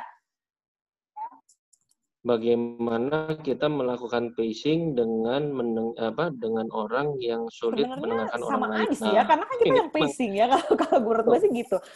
Kalau menurut ya, saya sih jadi kita yang pacing. Jadi ya orang yang nggak dengerin ya nggak apa-apa, kan kita yang lagi deketin dia. Jadi kita ikutin aja dia ngomong apa, oke, kita ikutin. Dia ngomong ini, oke, dia ngomong itu, oke. Jadi kita yang kalau kita pacing sebenarnya kita nggak masalah dia nggak mau dengarkan. Nanti mungkin kalau kita sudah biasa mendengarkan dia, kita melakukan apa yang dia mau, kita baru bisa tahu dia tuh sebenarnya baru akan mendengarkan kita kalau apa sih. Nah, itu yang mau kita cari tahu kan gitu. Nah, itu yang kita nanti bisa bales gitu. Bisa kita jadikan umpan buat kita leading gitu. Betul. Kayak ya, istilahnya gini lah, kayak bos saya tadi ceritanya gitu kan. Bos saya ini susah banget percaya sama orang. Saya ngomong apapun pasti nggak masuk karena dia belum percaya sama saya gitu loh. Terus apalagi saya kan di bawahnya dia statusnya gitu kan, statusnya kan anak buah gitu. Mau saya kasih komentar, Pak kayaknya mendingan jangan gitu deh, tempat saya sebelumnya nggak kayak gitu. Pasti dia nggak akan dengerin gitu kalau dia belum percaya sama saya. Makanya saya ikutin dulu dia maunya apa sih, saya dengerin dia tuh orangnya kayak gimana sih, sebenarnya apa sih yang dia cari tuh, apa sih dia nih orang nih maunya apa sih, pokoknya gue ikutin deh dia maunya apa, sampai gue tuh ngerti orang ini tuh ternyata begini. Oh, celahnya dia tuh ini. Nah, disitulah baru masuk gitu. Jadi kitanya harus sabar gitu untuk ngikutin gitu sih kalau gue. Gimana Hen? Nah, biasanya kalau saya melihat karakter orang ya sih ya. Orang yang sulit mendengarkan orang lain artinya dia punya keegoan tinggi. Setuju nggak Bapak Ibu? Karena dia susah mendengarkan orang lain artinya keakuan dia sangat tinggi. Menurut dia adalah dia yang paling benar. Biasanya begitu. Ini saya pukul rata ya. Saya mengeneralisasi walaupun nggak selalu. Nah, biasanya kalau memang orang yang sulit mendengarkan orang lain, cara yang paling gampang untuk kita pacing adalah kita kasih pujian sama dia. Itu bisa tadi. Itu ya. Tadi ada namanya sih. Kita kasih pujian sama orang itu Bapak Ibu ya. Orang itu sulit dengar, biasanya kan berarti dia lebih banyak ngomongnya dong daripada ngedengerin kita. Nah, misalnya dia cerita, wah ini anak saya ini sekarang juara loh, kemarin juara 1 loh, bahasa Inggrisnya keren banget. Wih, keren banget loh Pak. Wah, anak saya aja nggak begitu loh Pak, tapi Bapak hebat loh. Bagaimana Pak cara mendidiknya? Ceritakan, ceritakan apa yang memang dia suka. Ya, ceritakan apa yang dia mau Bapak Ibu. Ya, karena dia suka kan menonjolkan keakuannya dia, bagaimana dia membimbing anaknya juara 1 di lomba menggambar atau mungkin katakanlah bahasa Inggrisnya bagus. Gimana sih Pak cara Bapak membimbing anak Bapak kok bisa jadi juara 1 di kelasnya? Oh gini Pak. Kita dengerin. Wah hebat Bapak. Nah itu caranya. Jadi dengerin. Betul. Kalau orang sulit dengerin orang lain, nggak apa-apa, kita yang dengerin dia. Ya karena memang pada dasarnya adalah Tuhan ciptakan kita lebih banyak telinga daripada mulut sih. Begitu. Ya. Jadi artinya kalau Tuhan ciptakan kita lebih banyak telinga, ada 2 daripada mulut, artinya Tuhan minta kita untuk dengar lebih banyak daripada bicara. Itu prinsip naturalnya atau secara alaminya. Jadi banyaklah mendengar kebutuhan dia, karena dengan mendengar itu akan kita bisa pacing. Tadi Sisi udah bilang, kebutuhan dia apa sih? Ya anak gua sekarang lagi bagus sih, tapi aduh nih buku ini susah dicari loh, di mana ya akhirnya gua bisa beli buku ini? Kita cari, googling, kita berusaha untuk supaya cari, kalaupun ada di Gramedia Irian Jaya, kita beli dah di sana dengan cara online apapun itu supaya kita bisa pacing sama dia. That's the way gitu ya. Dengan cara yang elegan, dengan cara yang bukan untuk nyogok dia, itu nyogok itu istilah negatif dengan artian yang korupsi dan lain-lain, tapi kita dengan cara yang elegan membantu dia, mempacing dia dengan cara yang modern di zaman sekarang kita bisa lakukan begitu Iya, Bapak Ibu ya. betul. Jadi itu tips dari saya dan mungkin dari sisi juga ya Bu Vinka Latifah mudah-mudahan bisa bantu tentang pacing seseorang yang tipenya sulit untuk dengerin orang lain. Gimana? Ya Anda dengerin aja gitu. Dia sulit dengerin kita nggak apa-apa, kita dengerin Betul, dia. betul. Kita puji dia, kita kasih komplimen kepada dia, kasih respect sama dia bahwa kita harus pakai sistem yes boss lah gitu ya di situ ya sama dia. Tapi ingat yes boss yang tulus bukan pura-puraan gitu Betul, ya. betul. Seperti itu. Ya, intinya intinya sebagai penutup mungkin ya sambil gue rangkum juga gitu ya. Intinya dari ilmu NLP, dari ilmu PDKT ini sebenarnya ada gue cuma mau menyampaikan hal ini gitu ya. Bagaimana sih sebenarnya cara kita untuk cara paling baik kita untuk bisa PDKT sama orang dengan mudah? Karena orang itu sebenarnya cuma akan deket sama orang atau percaya sama orang atau mau dengerin orang yang 3 hal ini. Yang pertama adalah orang yang dia kagumi. Kalau orang ini nggak dia kagumi, dia nggak akan dengar apa yang orang itu ngomong. Simpel lah, kayak misalnya kita kagum sama tokoh lah, misalnya kayak saya ngefans sama Agnes Monica gitu ya, karena menurut saya dia keren banget gitu. Dari tadinya dia bermimpi mau go internasional dan she did it gitu kan. Terus makanya apa yang dia lakukan ya saya coba copying gitu kan. Nah, orang akan nurut sama orang yang menurut dia adalah orang yang mengagumkan gitu. Nah, itu yang pertama. Yang kedua adalah orang akan mau ngikutin orang yang dia sukai. Nah, makanya kalau kita nggak suka sama orang ini, ya kita nggak akan ikut sama dia gitu. Jadi simple, untuk kita bisa dipercaya sama orang ini, jadilah orang yang disukai, jadilah orang yang dikagumi. Atau yang ketiga, jadilah orang yang punya kesamaan. Jadi untuk bisa dekat sama orang, kita harus punya 3 hal ini. Atau minimal salah satu lah gitu. Salah satunya kita harus punya gitu. Kalau kita nggak bisa dikagumi sama orang ini, ya udah kita bisa nggak disukai sama orang ini. Atau yang ketiga tadi, bisa nggak kita punya kesamaan. Nah, kalau misalkan dengan prinsip tapi tadi, mudah-mudahan teman-teman bisa membantu teman-teman untuk mencapai ketiga hal tadi gitu ya. Mungkin kalau dikagumi susah lah ya, kita mesti building raportnya panjang itu urusannya gitu ya. Kita jadi 2 ini deh. Gimana sih jadi orang yang disukai? Biasanya orang kan cenderung suka sama orang yang sama dengan dia atau yang bisa men-entertain dia gitu. Kayak tadi yang dibilang orangnya senang dipuji, ya udah puji aja gitu. Jadi ya coba 2 hal itu deh, jadi orang yang disukai atau jadilah orang yang punya kesamaan dengan orang itu supaya orang itu mau dengerin kita gitu ya, mau beli produk kita, mau sama kita gitu intinya ya. Nah, itu dari saya, dan ini ada penutupnya, presupposition NLP atau ini cara berpikir orang NLP. Kita punya 20 presupposition. Yang pertama adalah penolakan tanda kurangnya raport. Jadi kalau kamu ditolak sama klienmu, sama gebetanmu, sama calon mertuamu, sebenarnya yang salah bukan kamunya doang, tapi caramu mendekati orang itu. Raportmu belum cukup baik sama dia, gitu. Terus yang berikutnya adalah makna komunikasi dinilai dari respon yang didapat. Nah, ini Henny yang jelasin nih, Han. Gimana nih, Han?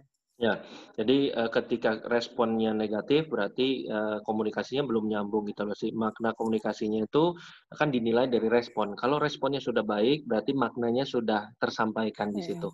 Tetapi kalau misalkan maknanya ternyata komunikasi kita belum nyambung dengan maksud kita, yang kita inginkan tentunya respon dia pasti akan nggak nyambung gitu ya.